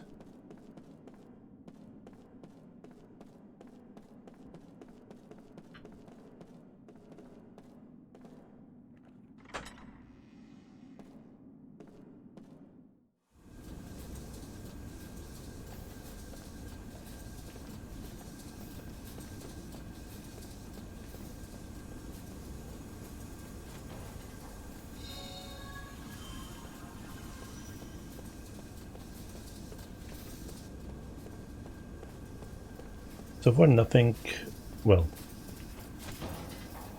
action-wise much hasn't happened yet.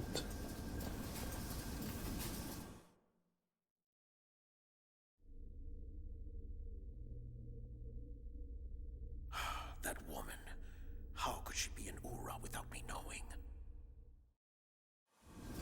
Why are we seeing that? Those random.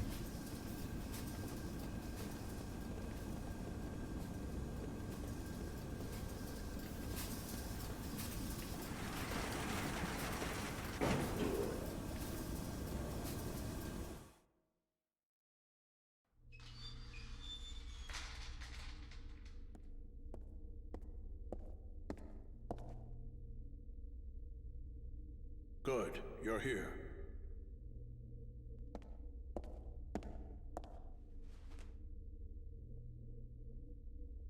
I asked you here for only one reason.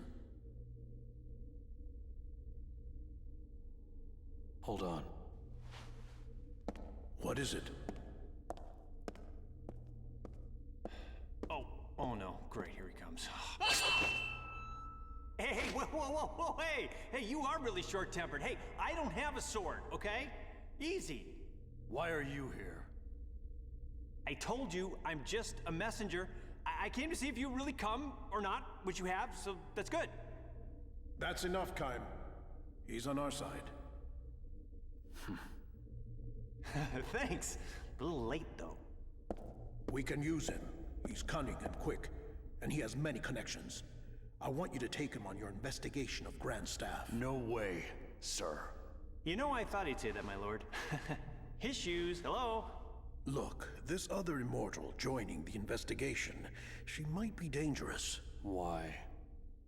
The woman was once a pirate. I don't know how it happened, but she's now a soldier for our army. Well, the past is the past, and I know little else about her. Take Jensen with you. He can help keep her in check. Despite what else he may be, he has a healthy respect for women. So, you know, I heard she was a looker, if you catch my drift. I mean, you've seen her, right? Okay, be that way. You guys are way too serious. Pirate. All right. Understood. All right, then. I'll be there early. Oh, yeah, you can count on it. Remember, Kaim, you're the only one I can trust.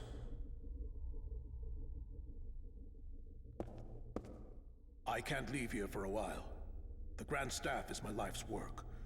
So if something is wrong, I want you, with your immortal powers, to find out what it is. Understood? You'll be briefed later. You should go now. I'll be right behind you. Oh, he's gonna be fun to work with. This is for your trouble. Wow, nice. You know, my lord, I've been thinking, working with this guy, it's like playing with fire. I mean, did you see his eyes? I mean, that's creepy. I got a bad feeling about this whole thing. I mean, this little guarantee is not gonna be enough, I'm afraid, to keep an eye on him. You're gonna have to give me a little bit more, you know what I'm saying?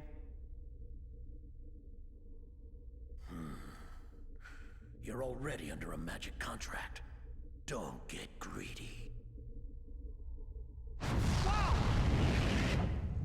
Whoa, hey, okay, that's some serious mojo, buddy. Easy, easy. Is your fee still unsatisfactory? Okay, not funny. I'm not laughing, okay? I didn't stick my neck out for this, okay? Jeez. pain in the ass. Taking a bath.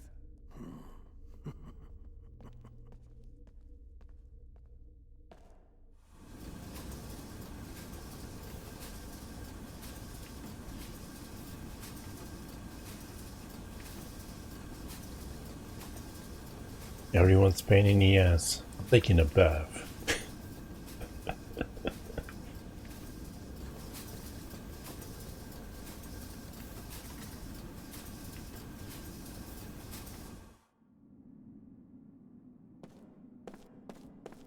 Wait a minute, that looked like there were two doors. Oh wait, that was the elevator, never mind.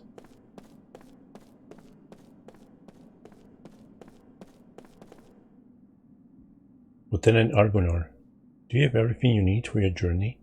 You should prepare yourself well, so that you may better fulfill the expectations of Lord Gongora. Having you coming in and out of here could damage Lord Gongora's reputation. The council won't look kindly on it. You won't be allowed to re-enter the mansion once you leave. Are you sure you want to leave? But there's nothing here. Such a weird question. Like, why did he even speak to me? I already checked this place.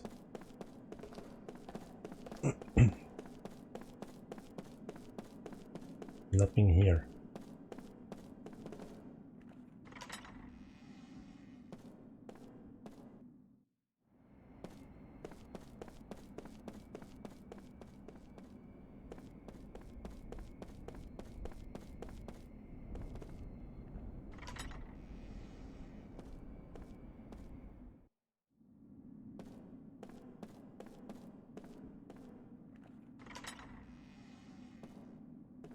Unless I ride the elevator, it doesn't take me to the room straight away.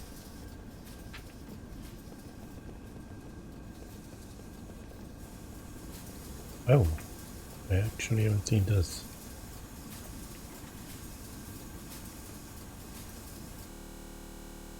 Oh no.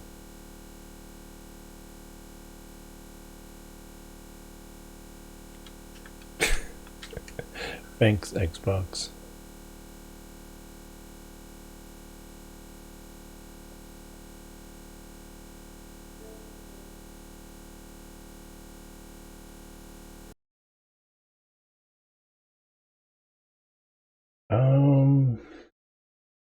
When did I save?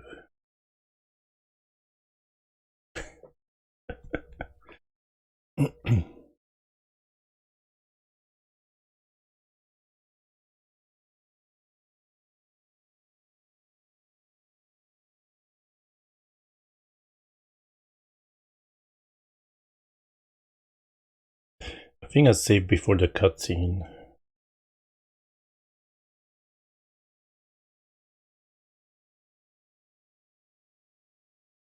How long does it take to restart? Sheesh.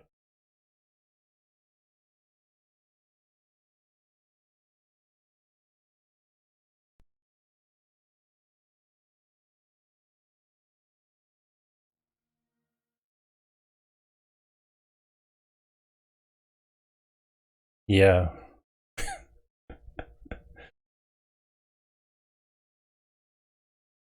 I mean,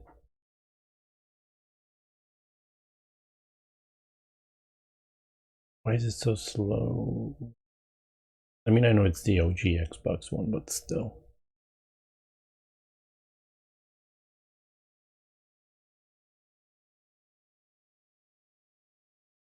I think it's sending a message to Microsoft.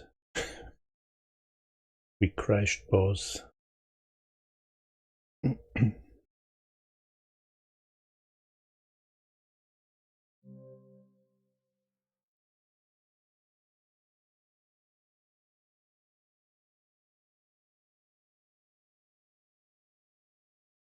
All right.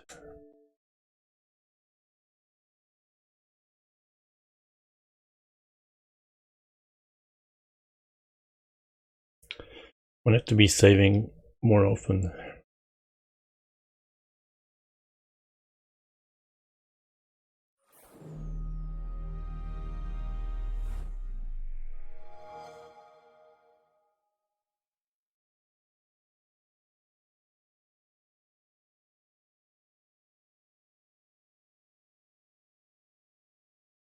It's nice that you can play old games on the Xbox One. As long as they don't freeze.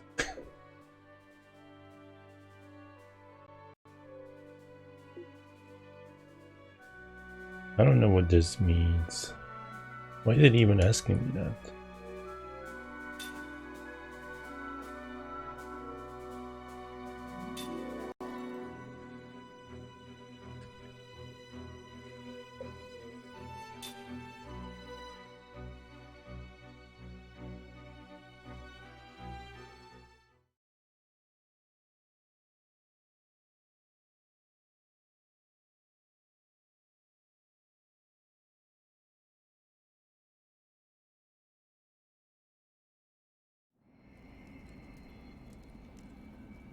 Nice.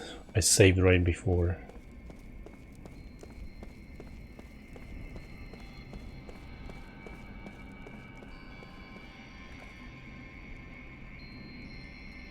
Just gonna skip all this. I hope I can skip the cutscenes.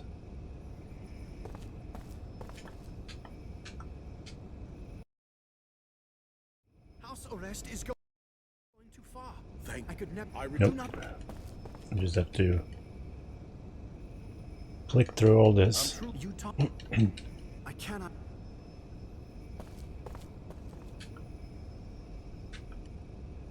It makes me angry. If we would know, I am sorry. I might try going into that door right away. Please let me. I am unworthy. See if it freezes again.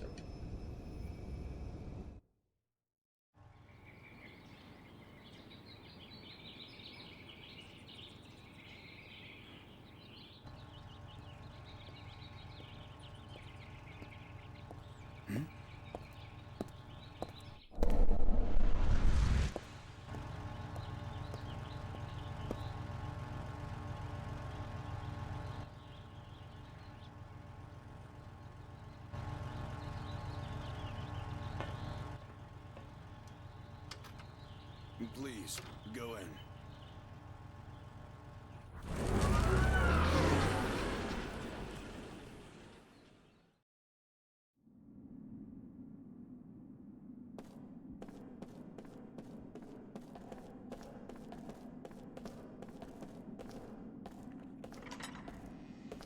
There's only one item here, right?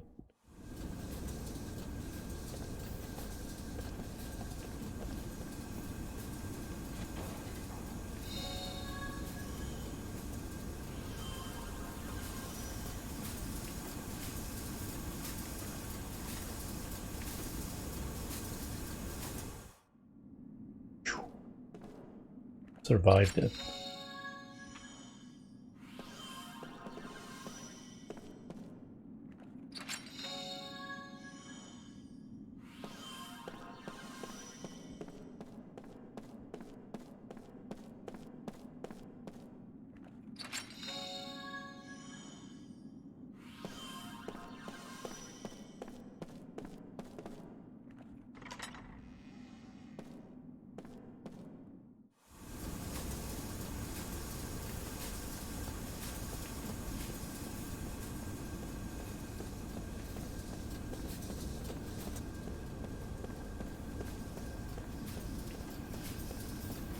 Ah, take 2 items.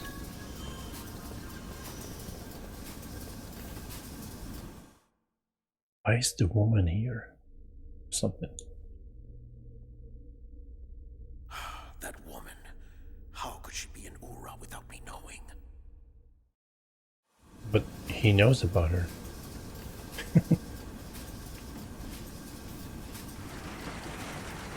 I mean, it's only the best game ever if it doesn't freeze. Hello, Ryudo Fox. How you doing? Good, you're here. Oh man, I can skip this. They're gonna have to watch this again. I asked you here for only one reason. Hold on. What is it? Oh no, great, here he comes. Hey, whoa, hey, you are really short-tempered. Hey, I don't have a sword, okay? Easy. Why are you here? I told you, I'm just a messenger. I came to see if you really come or not, which you have, so that's good. That's enough, Kaim. He's on our side. Thanks. A little late, though. We can use him. He's cunning and quick, and he has many connections. I want you to take him on your investigation of Grand Staff. No way, Yeah, I'm playing it on sir. OG I Xbox thought he'd say One. that, my lord. His shoes, hello? Look, this other immortal joining the investigation. Except for that might be phrase, dangerous. it's been good so Why? far.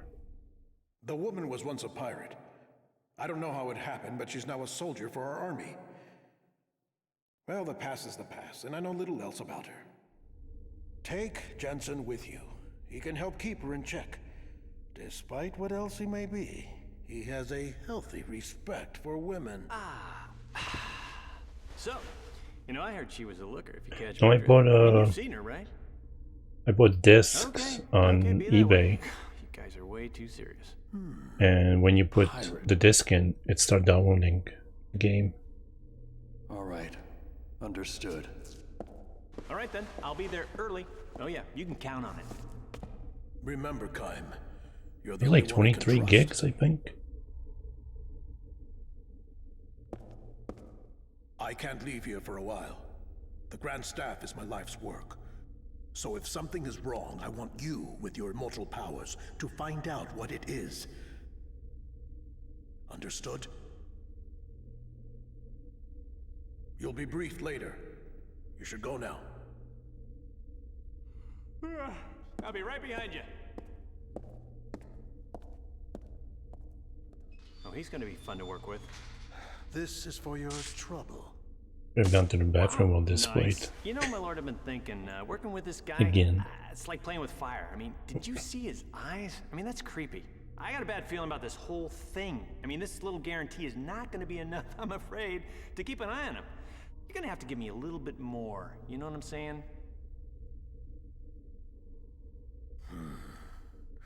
You're already under a magic contract. Don't get greedy. Whoa, hey, okay, that's some serious mojo, buddy. Easy, easy. Is your fee still unsatisfactory? Okay, not funny. I'm not laughing, okay? I didn't stick my neck out for this, okay? Jeez, everyone's a pain in the ass. I'm taking a bath.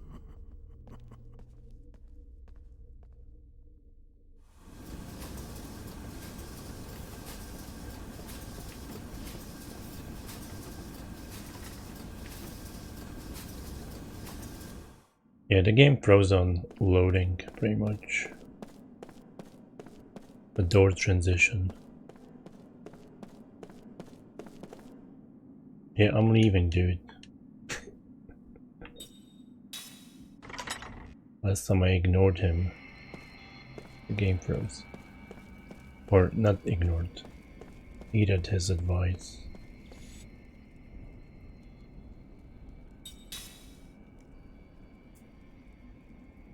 But yeah, what have you been playing, Ryudo?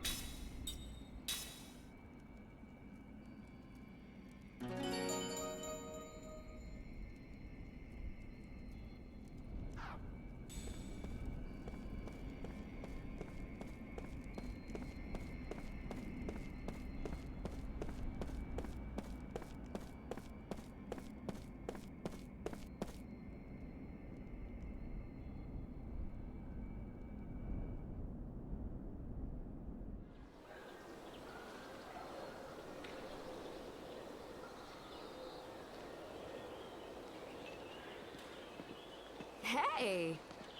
I've been looking everywhere for you. I heard about the Grand Staff investigation. Looks like we both got the short end of the stick. It's not enough that we just keep surviving, eh?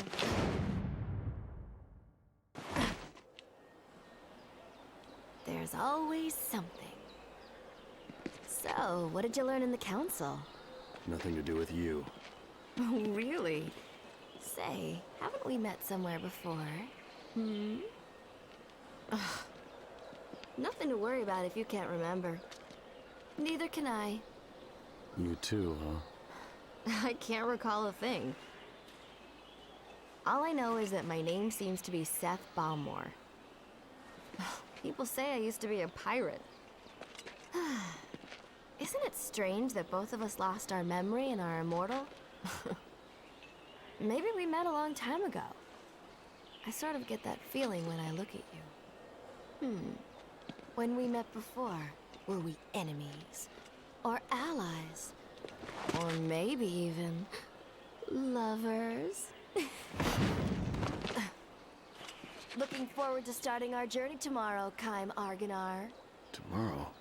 You still haven't been contacted by the council? You set out for Grand Staff tomorrow morning. I thought you would have heard by now. Oh, and by the way, I'll be joining you on your little trip. So you are going with me then? Being late is strictly forbidden. Mwah.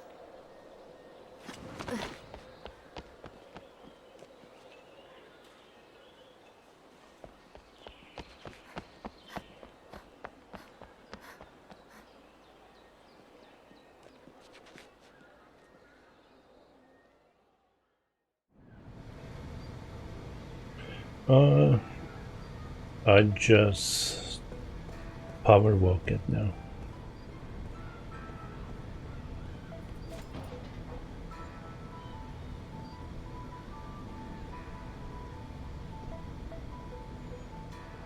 But I play it every now and then. It's a filler game. Almost played it today because I won't be streaming until Sunday again, and I didn't want to start a game and then be away from it for 2-3 days.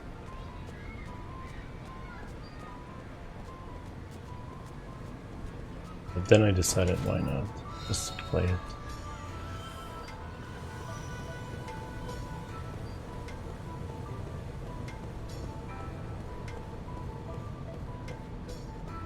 I just started yesterday, but I was too tired.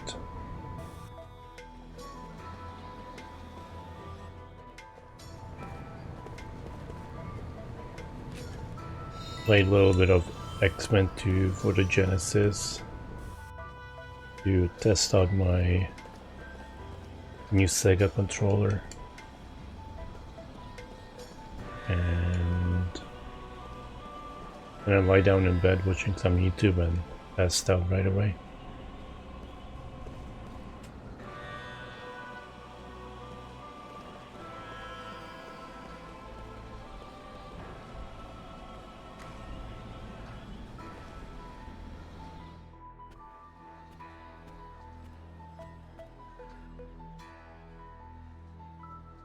Welcome back. I received a message from the council earlier.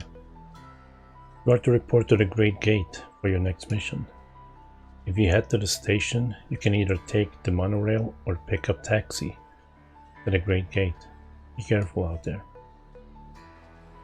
Yeah, not yesterday, but when I played it 5 months ago, I got to that place where the 12 Sentinels, that factory, and I think I died on the boss, like game over on the boss. It was my first time playing it in 25 years or something.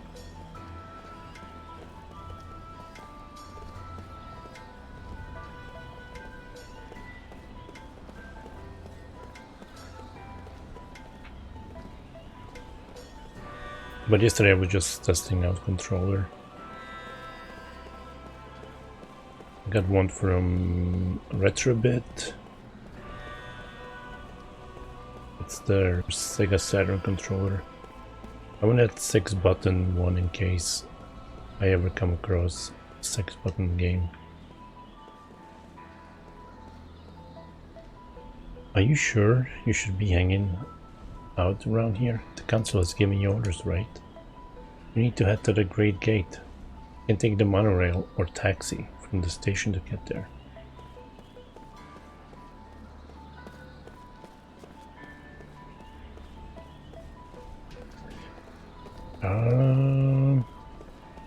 I don't know.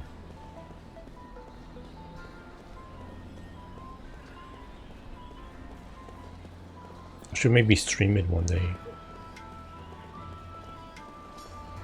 What's up, Kaze? How you doing?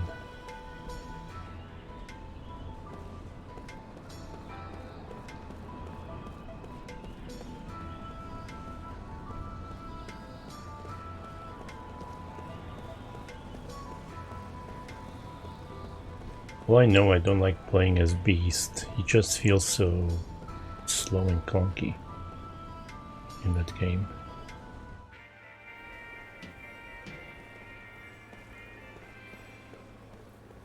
It was announced today that parades planned for the upcoming Council Transition Anniversary ceremony have been cancelled, and that the ceremony will now be held only within the royal residence.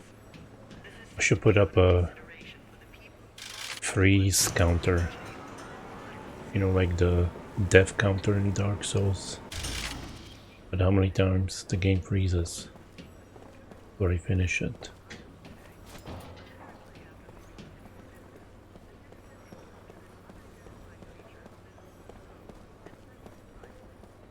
Did I see an item over there? No.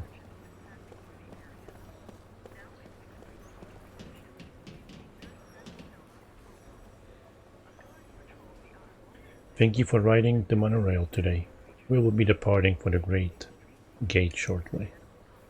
Yes. Yeah, but I'm not gonna blame the game for it. It's running under the emulation Xbox has. Enhanced emulation.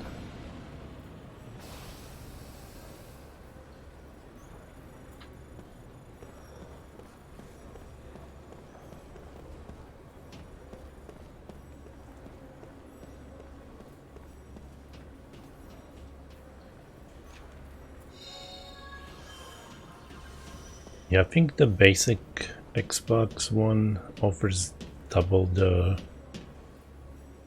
resolution and stable frame rate, but I don't think it's stable in cutscenes.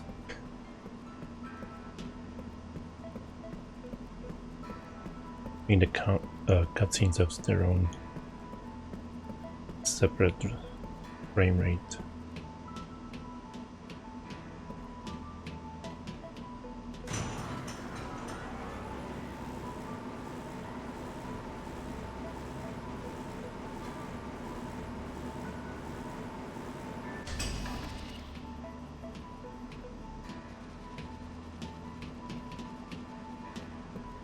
But yeah, I went to the guy's house and then I was leaving and one of the guards like, "You sure you want to leave?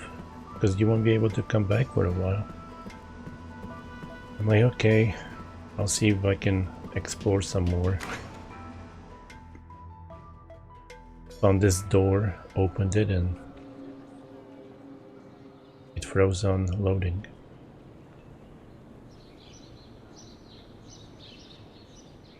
Why aren't we leaving? We should have already been gone by now. I'm waiting for somebody. What? Who? There's somebody else on the team. Huh? I haven't heard about that. I have.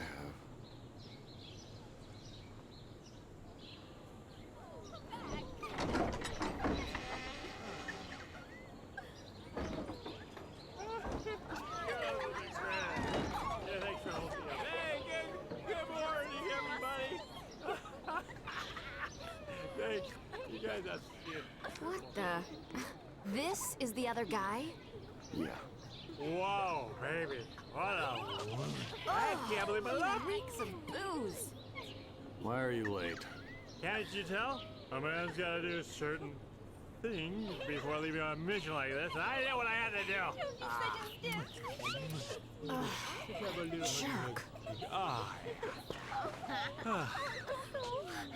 Thank you, my lovely. Do or die Johnson is now off to meet certain death. Miss you. Oh, Jensen, come back to us. We still have that bottle Oh, that is for you. so sweet. I know. Oh, don't say that. That's so nice. Hey, oh, you know, girls, I'm already missing you. Hey, can I have just 15 more minutes? I need 15 for her, and her. That's 45 minutes. That's all I'm asking. Like we would wait for you, you worthless drunk. That hurt. You not very poor nice. things. I think I You was know very what? good. You're free to go. Hey, Thanks for bringing him to us. Well, thank you. You're such a doll. You'll come and play with us next time, honey. More than Hey, don't touch me. Get out of here. Shoot. Oh, that's not very nice. Okay, bye-bye, girls. Don't cry. I'll be back. Don't worry. Okay. Bye again. Great. Just what we need. More useless baggage. Hey, that's not nice. I ain't gonna come in real handy. You know, you can count on it. Oh, hey. Who's counting on what? Ow. Hey. Man, you are so angry. What is your problem? Hey, you ready? Sure, why not? Mortals like Jensen learn new skills by raising their level, but immortals don't acquire new skills by leveling up. Immortals can learn skills from mortals using Skill Link. Configure Skill Link from the skill menu. By selecting a mortal, all of the skills learned will be displayed. Select the skill you want to learn, and a link will be established. To learn a skill, you must fill the SP gauge. SP can be gained in battle. An immortal using Skill Link with mortal can only earn SP towards the link skill if they are both in the formation. So using the skill link, don't forget to set the battle formation. Skills can also be learned from accessories. Some accessories grant the user the effects of a skill simply by equipping them. The skills learned from mortals will not be effective until you assign them in skill slots. Immortals can use skills assigned in the skill slots. Don't forget to assign the skills you want to use in there.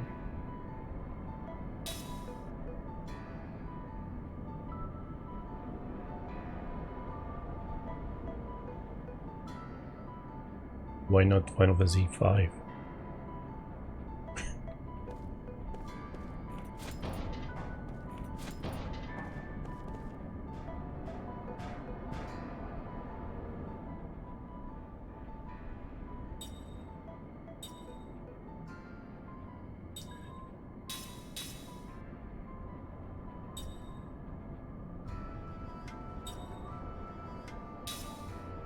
Increases magical physical defense.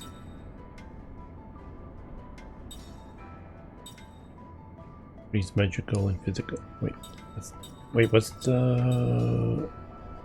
Oh, defense and attack.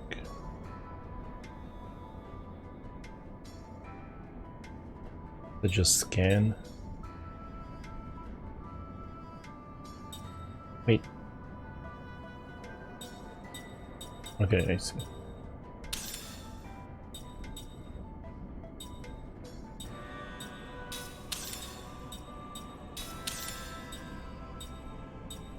But I had more.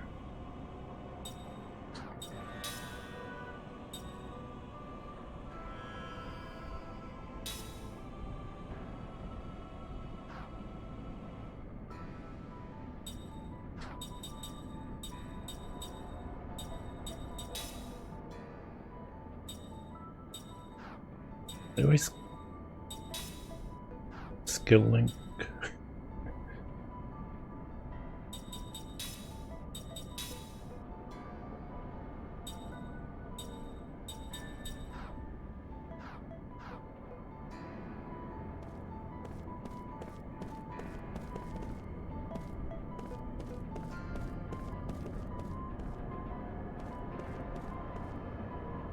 relic.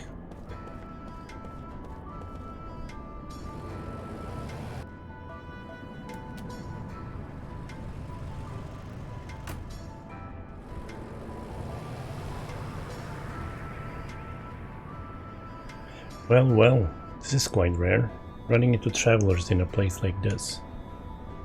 If you're going on a journey, then you've sure lucked out running into me.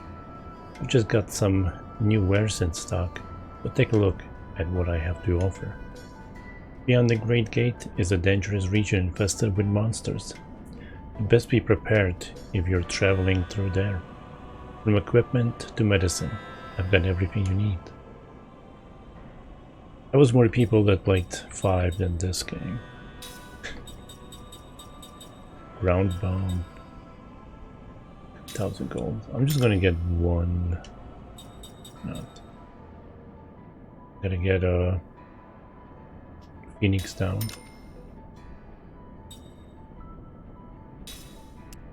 Whoops.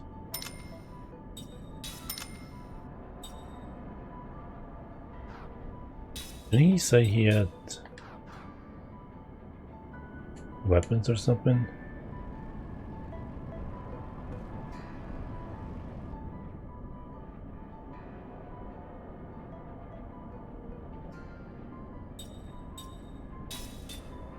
Oh, okay.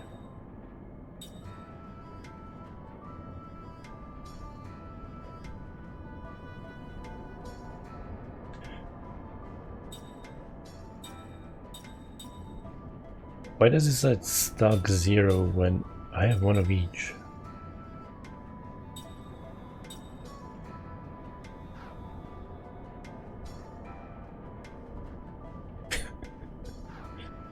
Six people.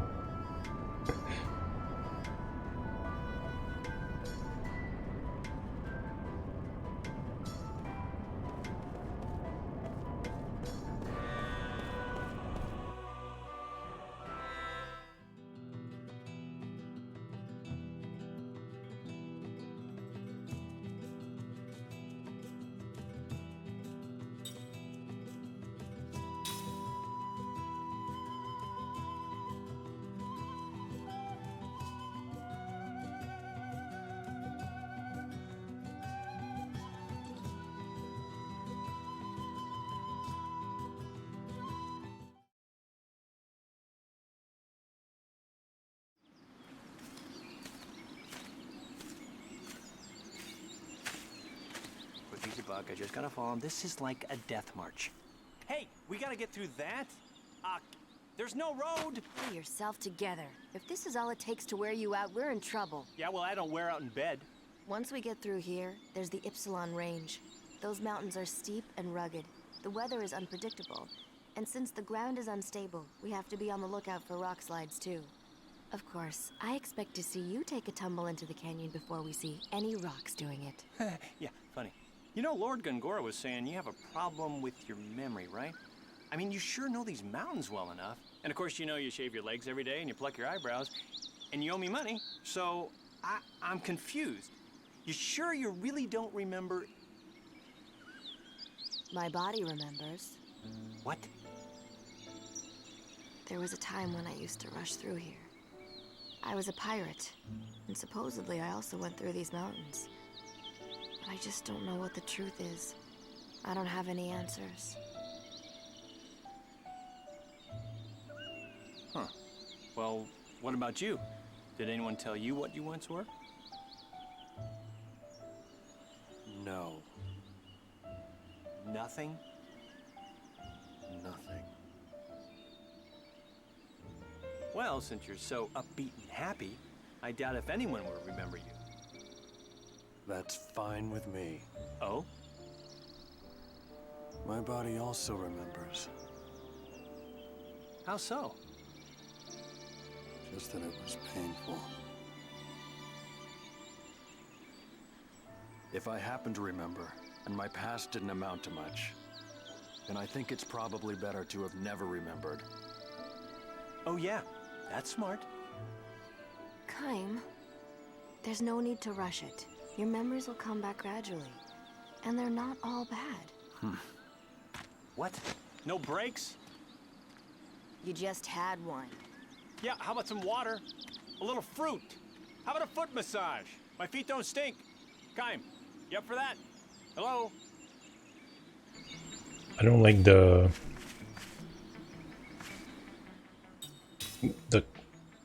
cuts, well, not cuts, the little picture-in-picture stuff.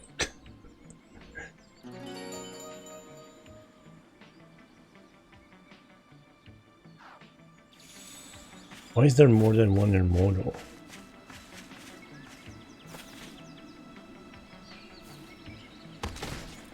Just started the game, he's already not unique.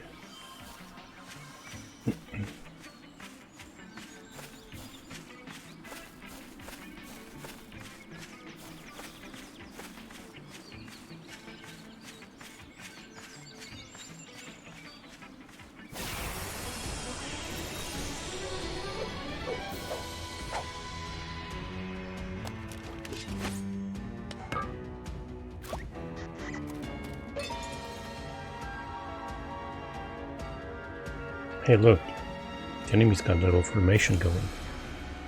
In a formation, the front row provides a defensive wall for the back row, so any damage inflicted on the enemy's back row is reduced. Really? No one has ever played Final Fantasy.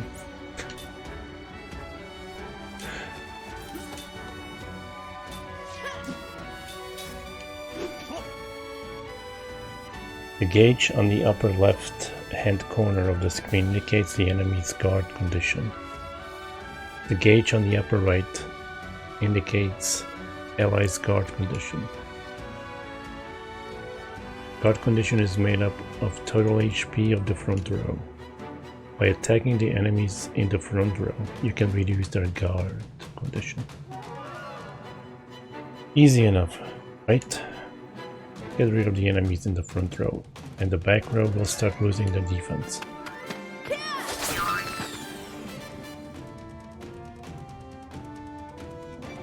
Hey, that's not bad at all.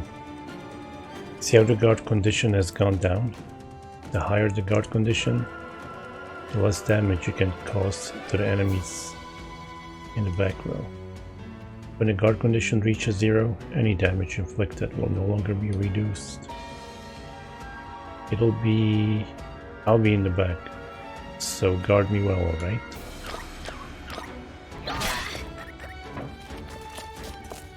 Oh, I totally forgot about that.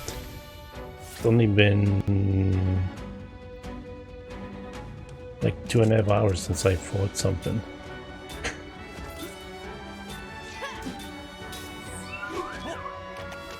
Oh look, they're casting a spell. There's a little hint for you. See the action order display on the bottom? Well, he punched out the guy who was trying to cast a spell, right? That extended the amount of time he needs to pull the spell off. It's called casting interference. If you manage to cause enough interference, you can even keep the spell from popping off until the next turn. Well, enough talk. Let's take care of this rabble.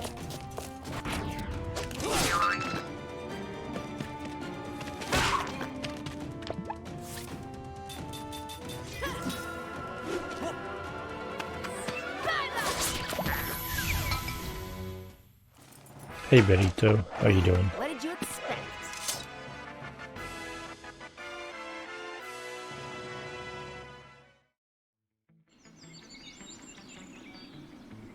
Sure, why not? Spell can be bought in stores or learned by raising your level.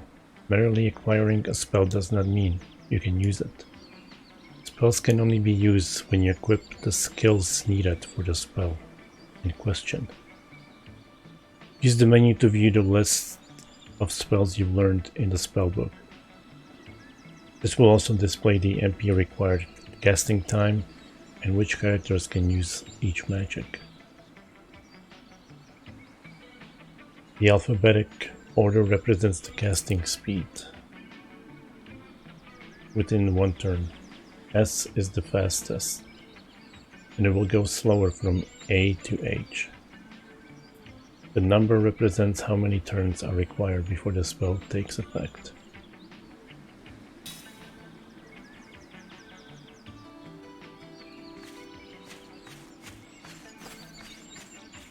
Gently. Is there a patch to remove it from the game?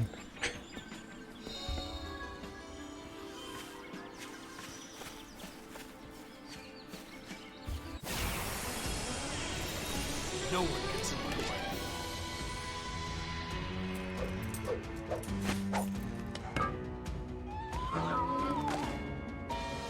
way. Damn, it's that boss from Elden Ring.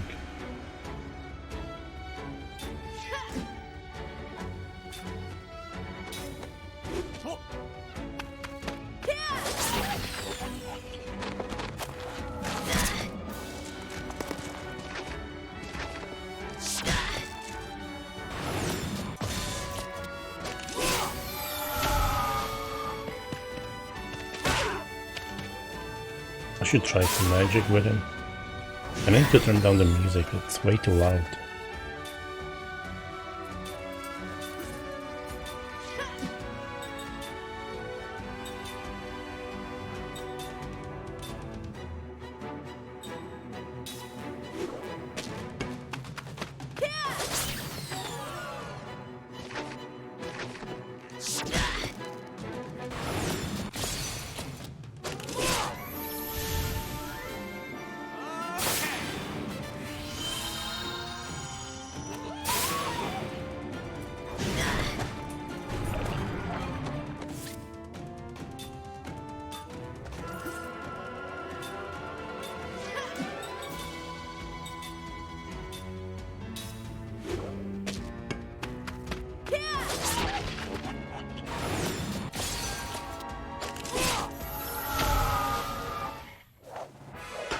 Only the strong survive.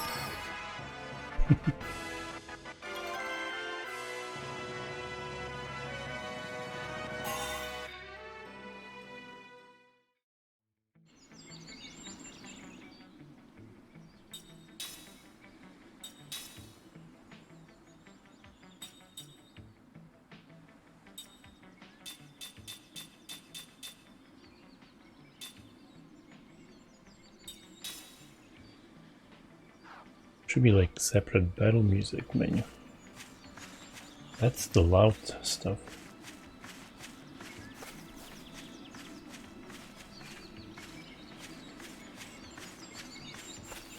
Oh yeah, does poison go away outside of battle? Seems like it.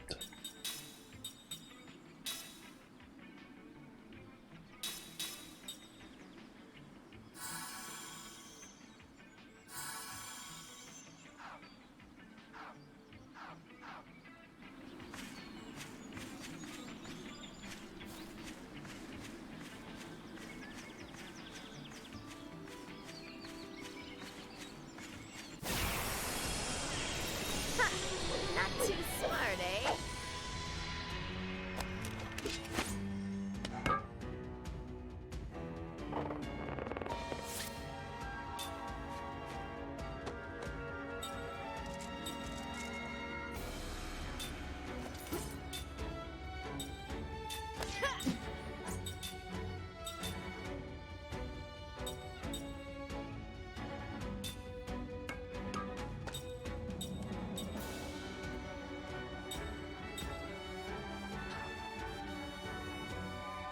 Am I damaging all enemies?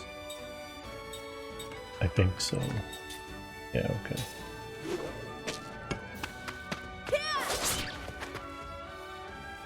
It says all, but it let me like choose, so it was kind of confusing.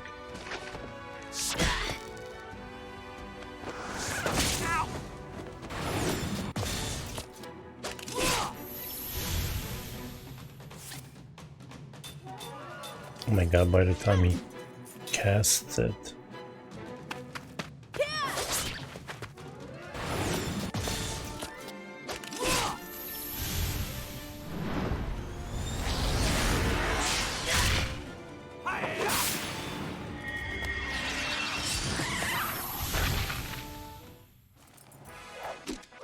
very fun.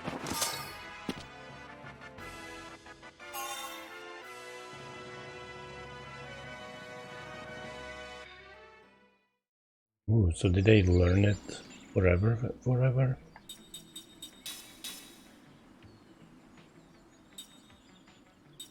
I'm assuming...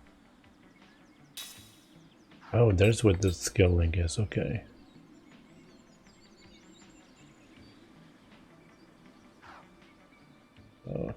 Wait, I'm gonna remove that.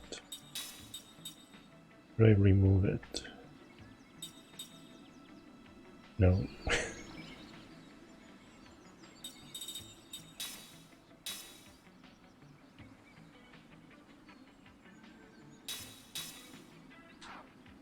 Oh. That's equipped it, never mind.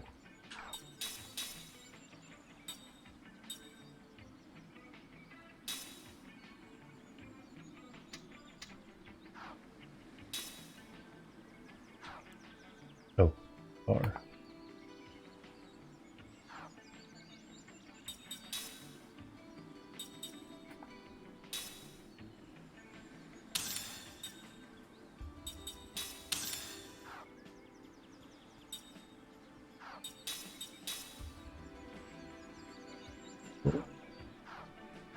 I think I'm getting hang of it. The interface, I mean.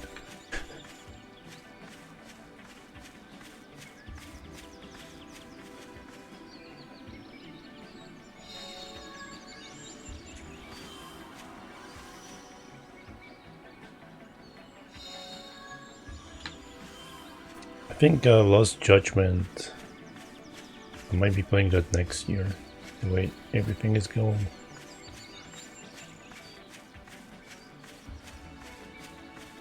I think I own it. I don't remember.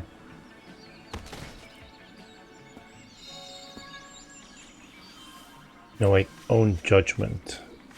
And I don't know. I don't own Lost Judgment. I think that's how it is.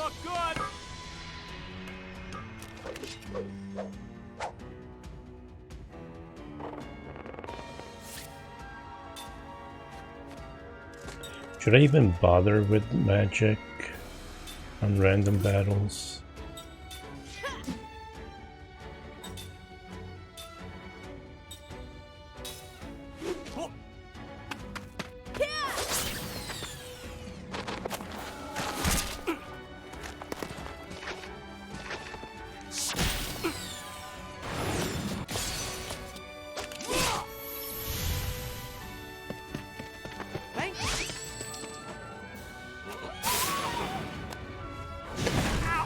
Why did they name him Time? Was Squall the second taken?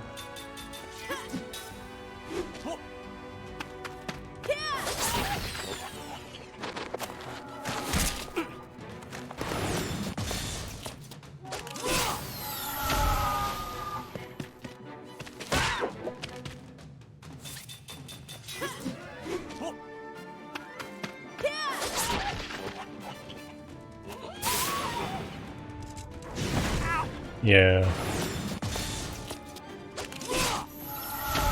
Every time I look at PlayStation sales. What a waste of time. Yep, own that, own that, own that, own that, own that. What kind of sale is that if I own everything?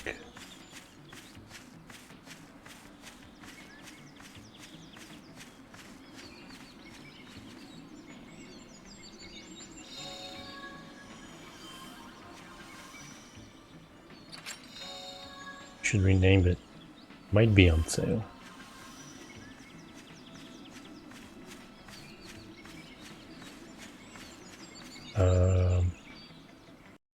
No, what was the button? Oh, here we go. Can I move the freaking map? I can't move it.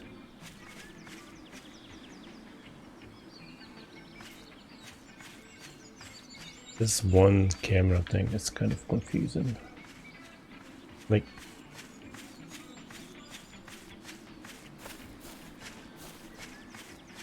Is that a way to change the camera, or am I just stupid?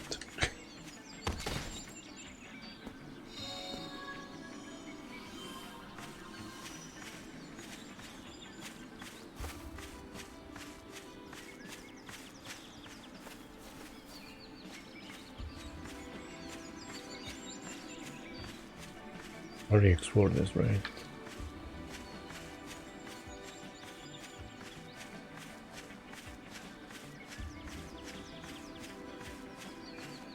You can't show me there's empty space here on the map while I'm running into a rock. Who made this map?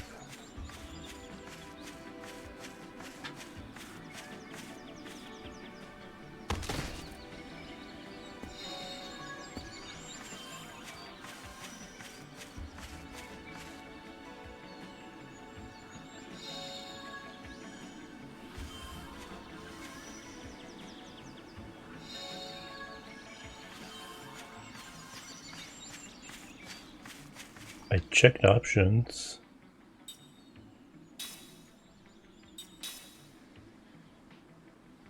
What should I be looking for?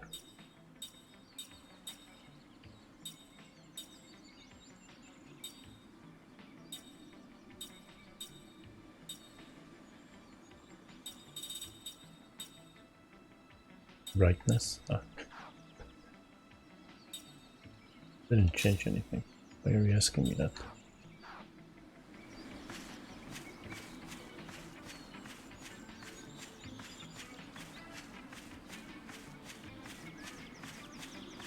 Where am I supposed to go? This is the way I came in here.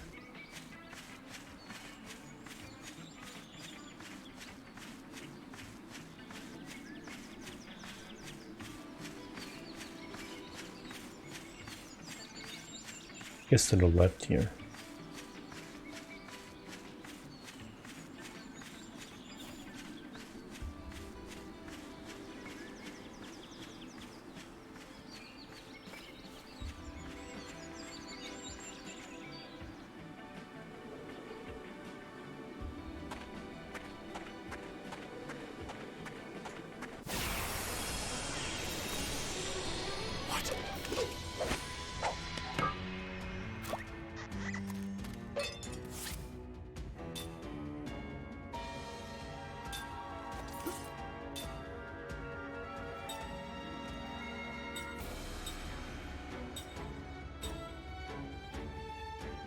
So is the front bag just telling me if they are in the back or front?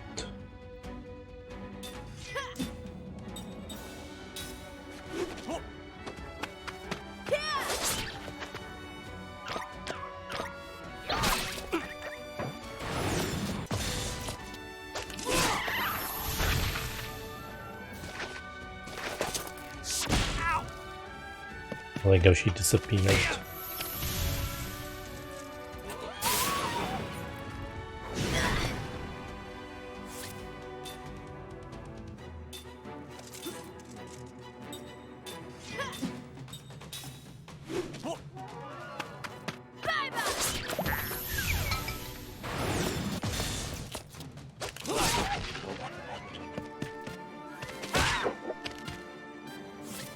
Trying to get used to releasing a button instead of pressing a button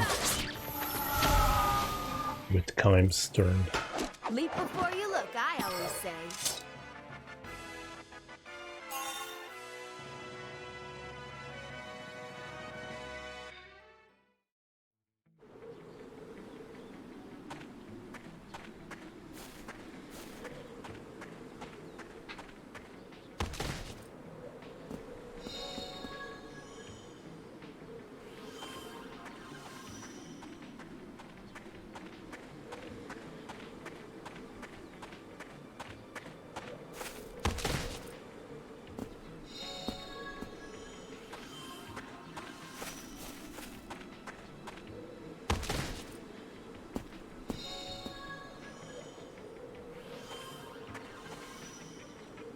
Gotta play Legend of Dragoon.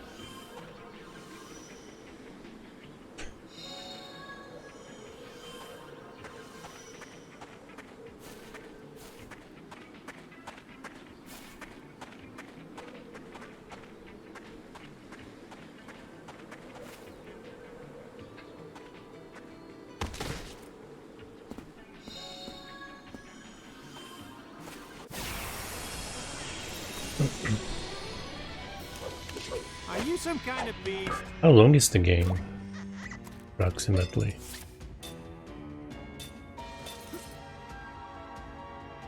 I kind of stopped looking at, well, not stopped, but every time I look at how long to beat, I add like 10 to 15 hours. Because I think they are averaging out speedruns maybe. I don't know. It's definitely not first playthrough time.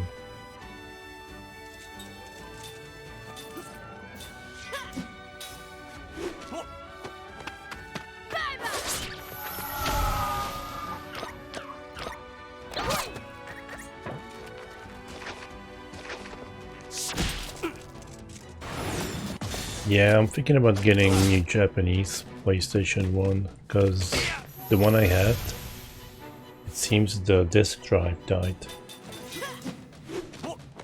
I know it worked last year, because I played Silent Hill on it. That was a close one.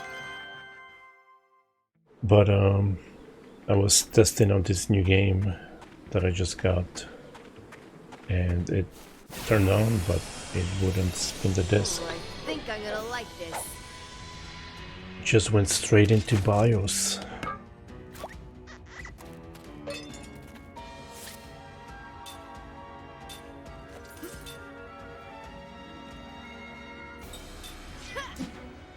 Kinda sad, because it's one of the early models too. But it's all good.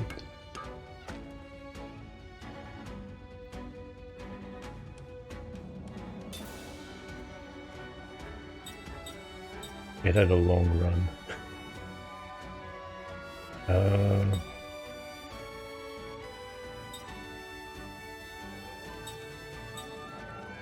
So, does 1 mean one person and 2 means everyone? And C, I don't know what C means, like 4 turns then?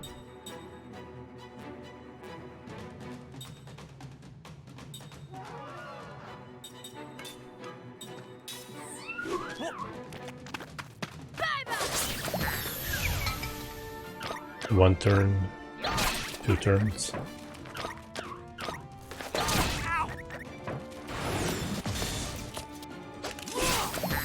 What do the letters mean then? Again.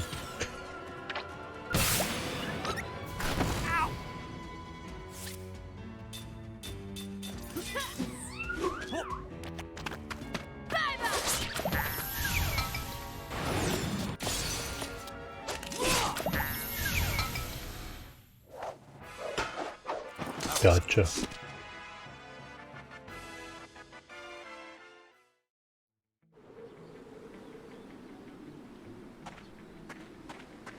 Let me heal. I'm gonna use items. I got the extra.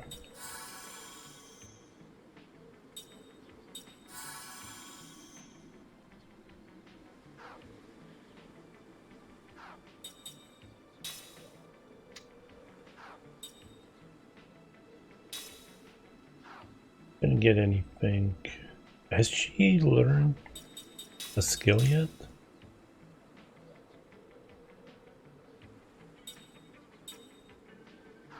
How do I know she learned it?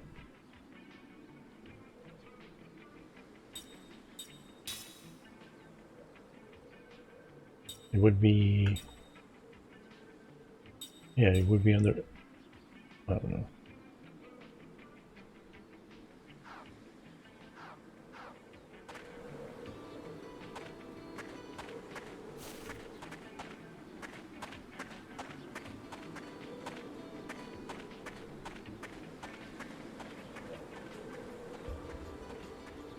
Seriously, there's nothing here. Maybe something later. Look like there's a hole there.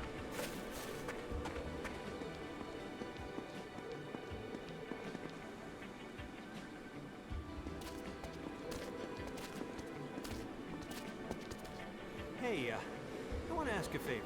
I'm just gonna ask this once, okay? Will you listen? All right already. What do you want?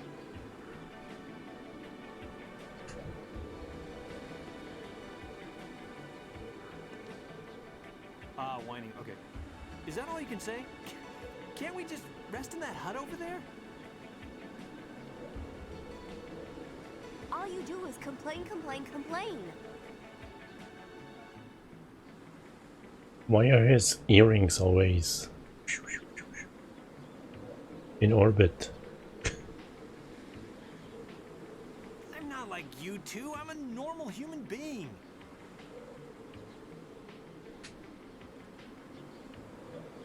What should we do?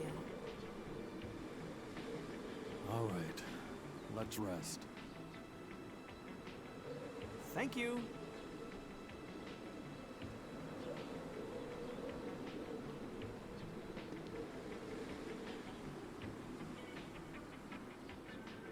Wait, you had to pay for the dungeon?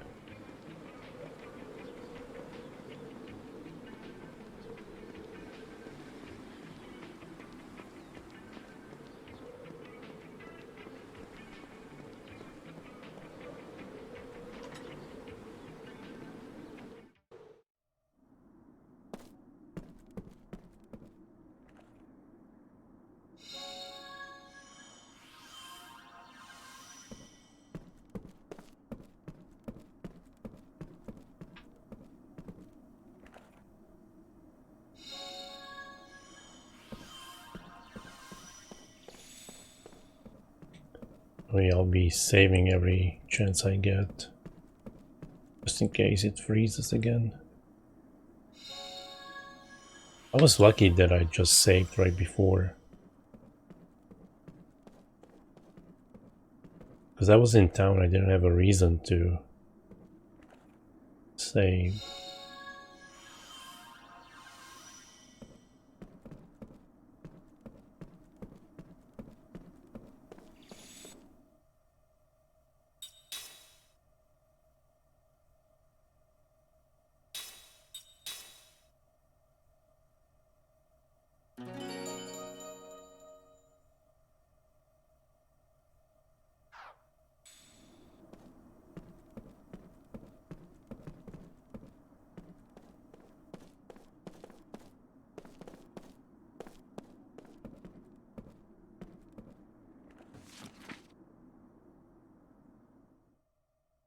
We finally reached the mountain hut. Everyone is worn out.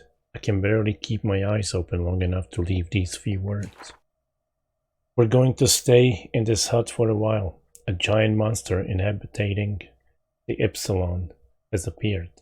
We've only glimpsed its shadow near the peak, but it was enough to make us think twice about going on. But a light fever, probably from the rain during the climb. The weather changes so fast up there. I still have my appetite and I've taken some medicine too. I should be fine after I'm rested. The keeper of these mountains is still on the prowl near the summit. We hear the beat of its giant wings and roars periodically. We should be safe in this hut, but who knows when we will be able to leave. I thought the Epsilon Mountains were the terrifying place. Were a terrifying place. The nest of monsters, but everything is so beautiful up here. We discovered an exquisitely rare flower today. There isn't much else to do right now. The master of the Epsilon Mountains finally seems to have moved on. At last, we can leave this place. We're going to ensure our safety tomorrow and depart. Something tells me they were ambushed by the beast. Hey, there's a bed here. Let's stay here. Sure.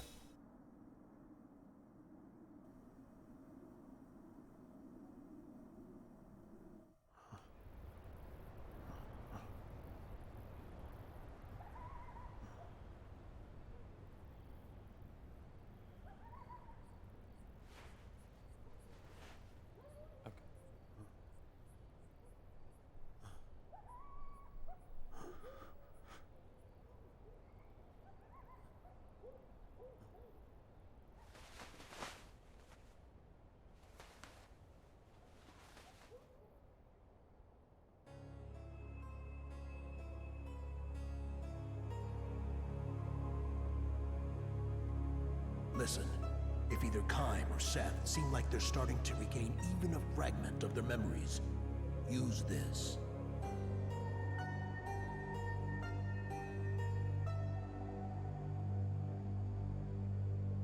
What is it?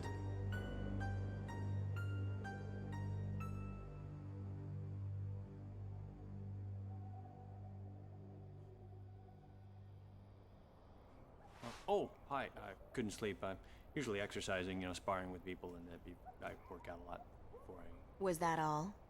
Was what all? About what? You know what I mean. Yeah. Well, no, I don't know what you mean. What do you mean?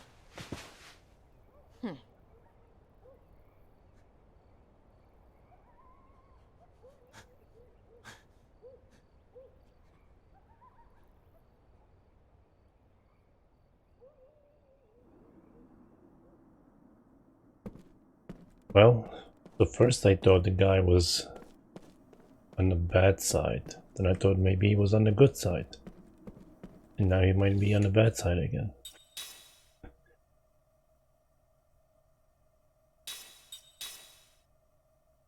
The Gorgora guy, or whatever. Why is it checking saved games? What does that even mean?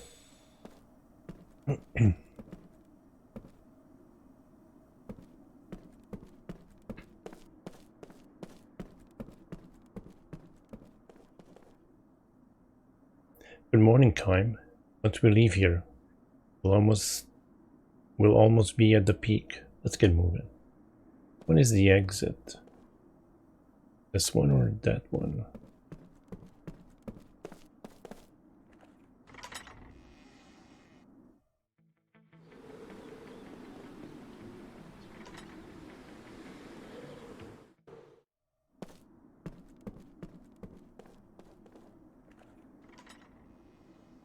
Be funny if it opened the same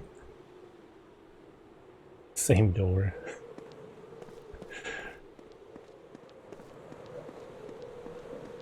Oh man, I kicked someone's tribute or whatever it's called. The air feels humid. Well, it's not gonna rain. I know the weather. I have a sense about these things. And the sun's gonna break through any second, and you'll be peeling off the clothes. Trust me. Oh, great. It's raining. What'd I say? It's gonna rain. I knew it. Man.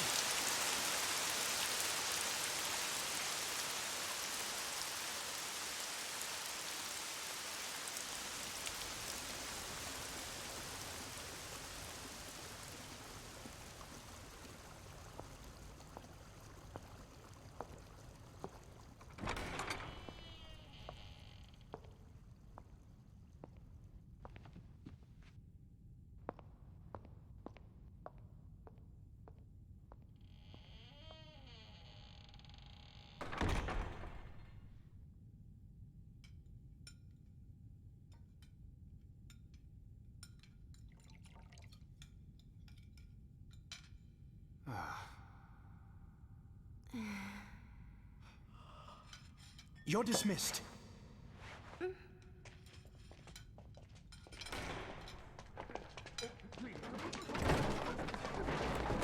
Oh, Lord Gongora, please wait.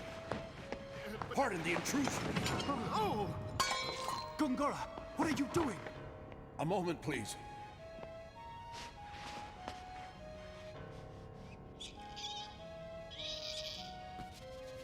What is going on, Gongora? Answer me! The Council has placed you under house arrest! Behold.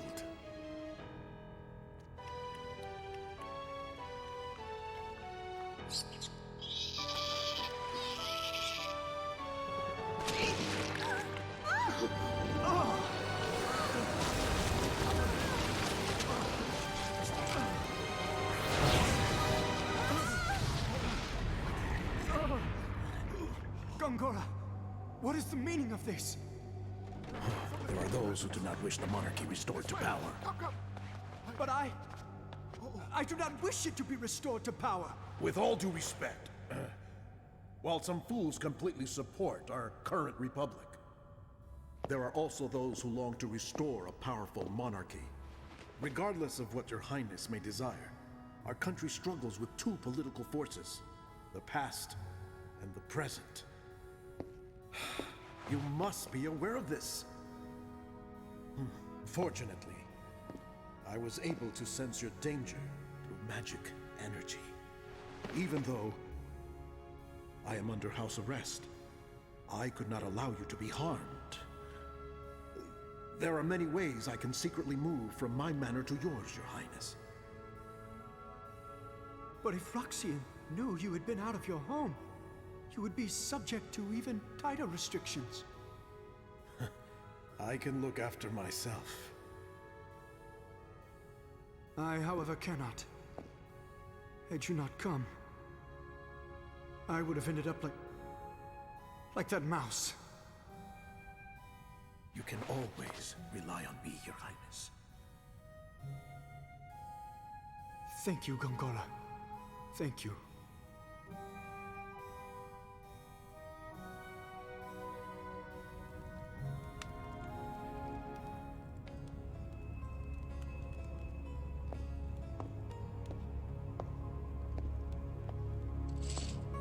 Well done. We'll have to push him harder. I'll be in touch when the time comes.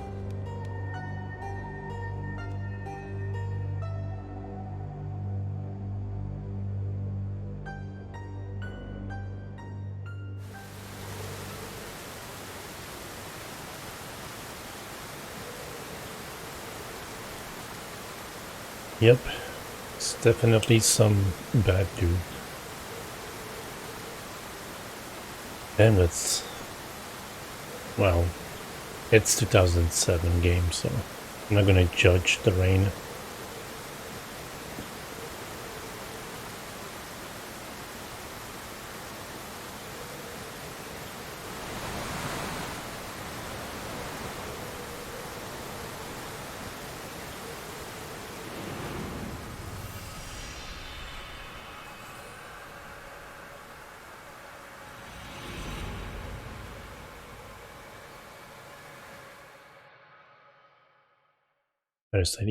I wonder if this game started on the original Xbox.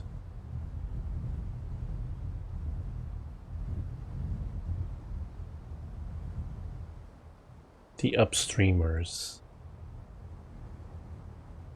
Strong winds have always blown across this vast grassy plain. Perhaps the area's topography has something to do with it, but the direction of the wind remains constant. Irrespective of the time or season, from east to west, from the horizon where the sun rises to the horizon where the sun sets. Swept by unceasing winds, the misshapen trunks and branches of shrubs all incline to the west. Tall grasses do not grow here, and the grasses that do grow all lie flat on the ground, bending westward. Caravans and herding folk traverse the single road that crosses the plain. They do not come and go, they only go, moving from east to west, using the wind at their backs to gain distance. Travelers heading west to east always use the circuitous route that snakes around the southern mountains. It is much farther that way, but much faster than crossing the plain head-on into the wind. The road across the plain is called the wind stream, just as the flow of the great river never changes direction. The footsteps of those who use the road have not changed direction since the distant past, nor are they likely to change far into the distant future, from east to west. Human shapes that appear from the horizon where the sun rises disappear over the horizon where the sun sets. They never pass oncoming travelers, with only the rarest exceptions.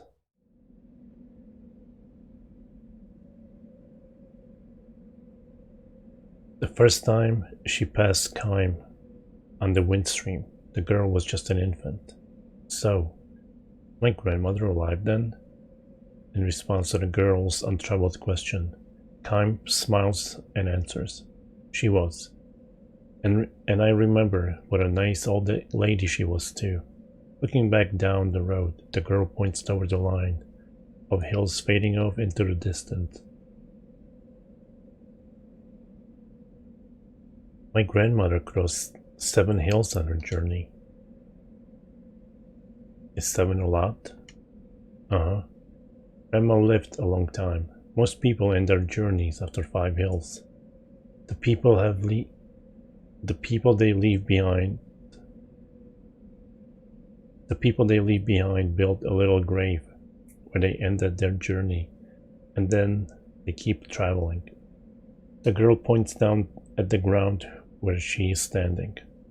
This is as far as I've come, she says with a proud, happy smile.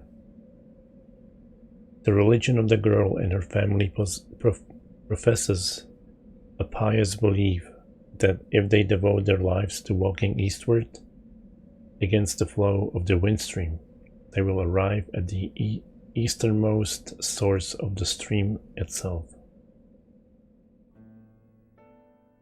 People call believers in that religion the upstreamers. The word carries a hint of fear and sadness, but also a trace of contempt and scorn. The upstreamers are devoid of worldly desires. They live their lives for no greater purpose than traveling eastward on foot. They are free of doubt. They give birth to children en route, and they continue their journey while raising their children. When they age and their strength gives out, their journey ends. But their family's journey continues, from child to grandchild to great-grandchild. Their belief is carried on. The journey of this girl's family was begun by her late grandmother, who began walking from the wind stream's western verge with her son, who was then the age of the girl is now. The upstreamers do not walk for the entire year, of course. During the season when the winds are especially strong, from late autumn to early spring, they take up residence in various post towns scattered along the road and earn day wages by performing tasks that the townsfolk themselves refuse to do. Some upstreamers choose to stay in the towns, while others conversely take townspeople with them when they return to the road in the spring. These are people with whom they have fallen in love during long winter, or boys who dream of travel, or grown-ups who have tired of town life.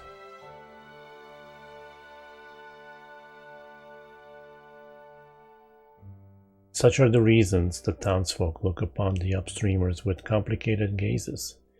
The little girl's mother was one of those who joined the journey midway, and the girl herself, some years from now, might fall in love with someone in a post town, somewhere. She might choose to live in the town, or she could just as well invite her lover to join her on the road. She has no idea at this point what lies in store for her. The girl's father calls out to her, "Time to go." The brief rest is over. She seems sorry to leave and stands up reluctantly. "Too bad," she says. "I wish I could have talked with you more. But we have to get to the next town by the time the snow starts." Constantly exposed to headwinds, her cheeks are red and cracked, her lips chapped. But her smile is wonderful as she wishes Kime a safe journey. It is the serene smile of one who believes completely in the purpose of her life, without the slightest doubt. "Will I see you again somewhere?" she asks. "Probably," Kime answers, smiling back at her, but he can never match the smile of hers. He is now in the midst of a journey that will take him beyond the western end of the wind stream. He heads to the battlefield as he owns. No. He heads to the battlefield as a mercenary, and by the time the Western battle is over, a new battle will have begun in the East. It will be a long, cruel journey with nothing to believe in. When he meets the girl again along the way, Kaim's smile will have taken on even more shadows than it has now. Perhaps as a parting gift of sorts, the girl sings a few short lines for him. This wind, where does it come from? Where does it blow from? Where does it start its journey here? Does it come from where life begins, or does it begin where life ends? Goodbye then, the girl says, trudging on one labored step at a time, hair streaming in the headwind. 10 long years have flowed by when Kaim next meets the girl. It is spring. When the grassland is dotted with lovely white flowers, she has become the wife of a young man who does tailoring and shoe repair in one of the post towns. This is my first spring here, she says, patting her swollen belly fondly. In a few days, she will give birth to a child. She will become a mother. And your parents? Kaim asks. She shrugs and glances eastward.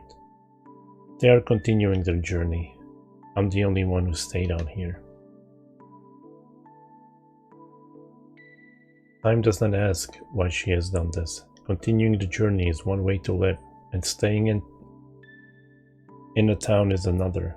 Neither can be judged to be more correct than the other. The only answer for the girl can be seen in her smiling face. But never mind about me, she says, looking at him suspiciously. You haven't changed one little bit from the time we met so long ago. The 4,000-year-old... Oh. 4,000. For the 1,000-year-old Kaim, 10 years is nothing but a change in season.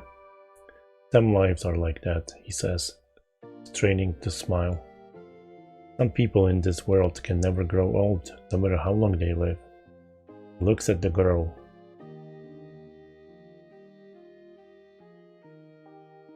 Excuse me. This is very Final Fantasy music. He looks at the girl, now grown into a woman, and wonders again. Living through endless age of time, is it a blessing or a curse? Kaim's remark hardly counts as an explanation, but the girl nods with a look of apparent understanding. If that's the case, she says, you should be the one who goes to the place where the wind begins.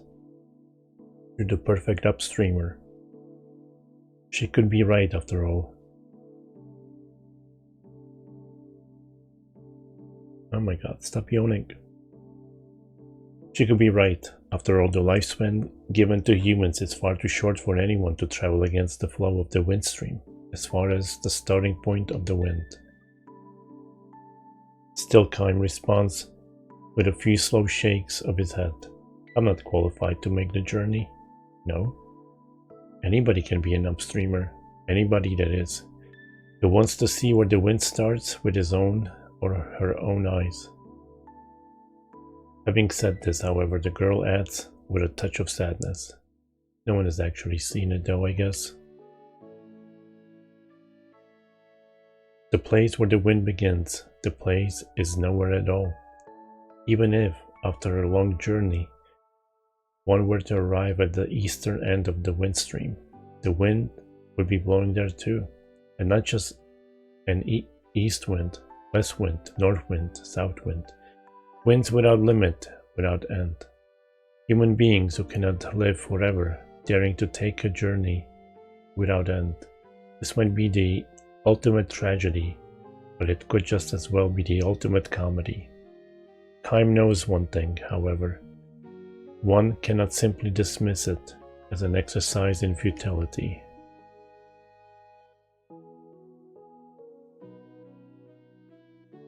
How about you? He asked the girl. Aren't you going to continue your journey soon?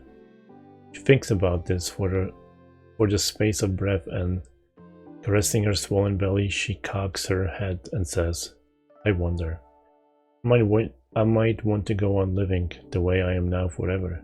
Or then again, I might feel that desire to reach the starting point of the wind. All the upstreamers without exception say that you can never know what might trigger a return to the journey. One day without warning, you slough off the entire town, life, and start walking.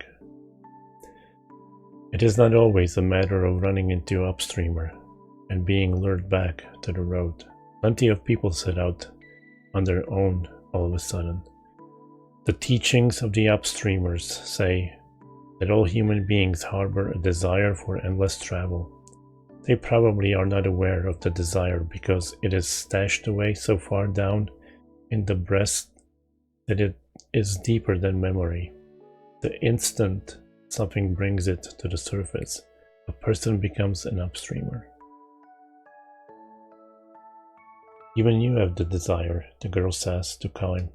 I wonder. It's true, she says, no question. The look in her eyes is as straight on and free of doubt as it was the last time he met her. Fixing him with that look, she points to her own chest.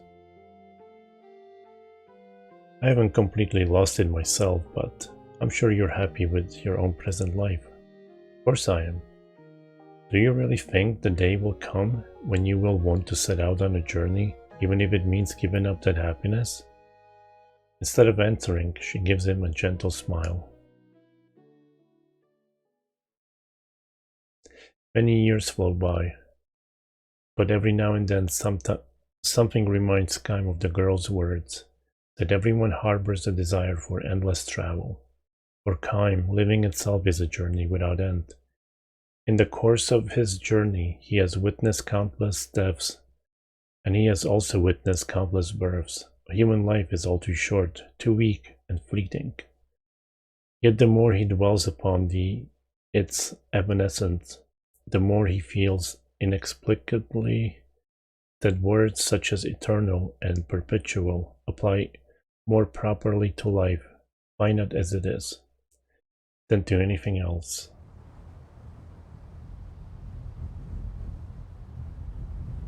Traveling down the windstream for the first time in many years, Kym spies the funeral of an upstreamer.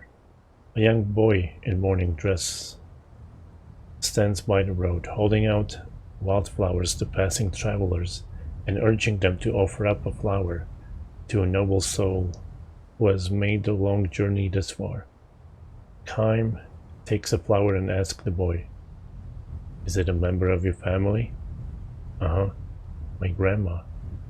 The boy nods, his face the image of one Kym knew so long ago. The old woman lying in her coffin must be the girl. Kym is sure of it. Grandma traveled a long time. She brought my daddy with her when he was just a little boy. See that hill over there? She started walking from way beyond it. She got all the way here. So the girl must have set out on her journey after all. Turning her back on the town life, leading her child by the hand, she trod her way along the endless journey. Her wish to aim for the place where the wind begins would be passed on to her child, her grandchild, and on through succeeding generations. To head for a land one could never hope to reach, and to do so generations after generation. This is another endless journey. Is it a tragedy? Comedy? Perhaps the serene smile on the face of the old woman in the coffin is the answer.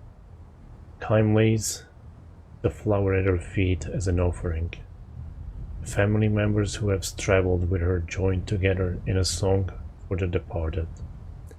This wind, where does it blow from? Where does it start its journey here? Does it come from where life begins, or does it begin where life ends? The wind blows. It sweeps across the vast grassland. Time takes one long, slow step toward his destination. Have a good trip, calls the boy. Red and cracked as the girls were so long ago, his cheek softened in a smile as he waves to the departing traveler.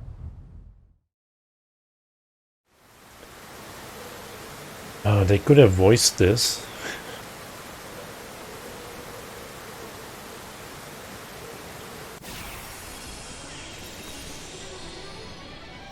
No one gets in my way.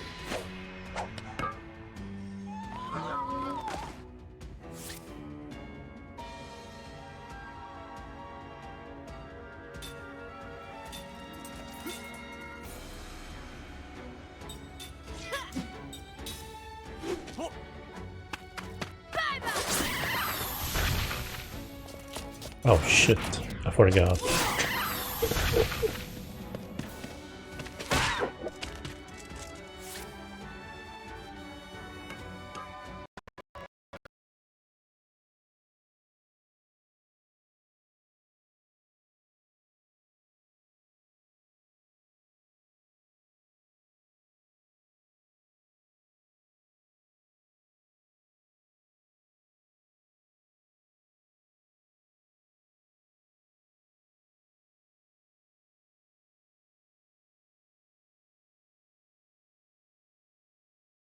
I keep forgetting about the circle.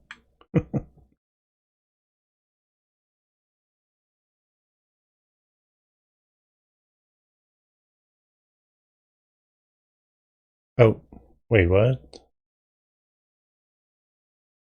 It's not the stream.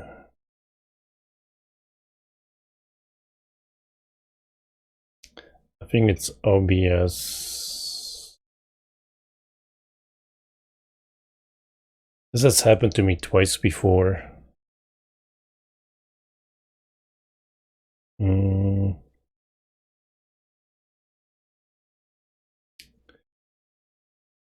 Alright, I'll be right back because the only way to fix it is to restart OBS.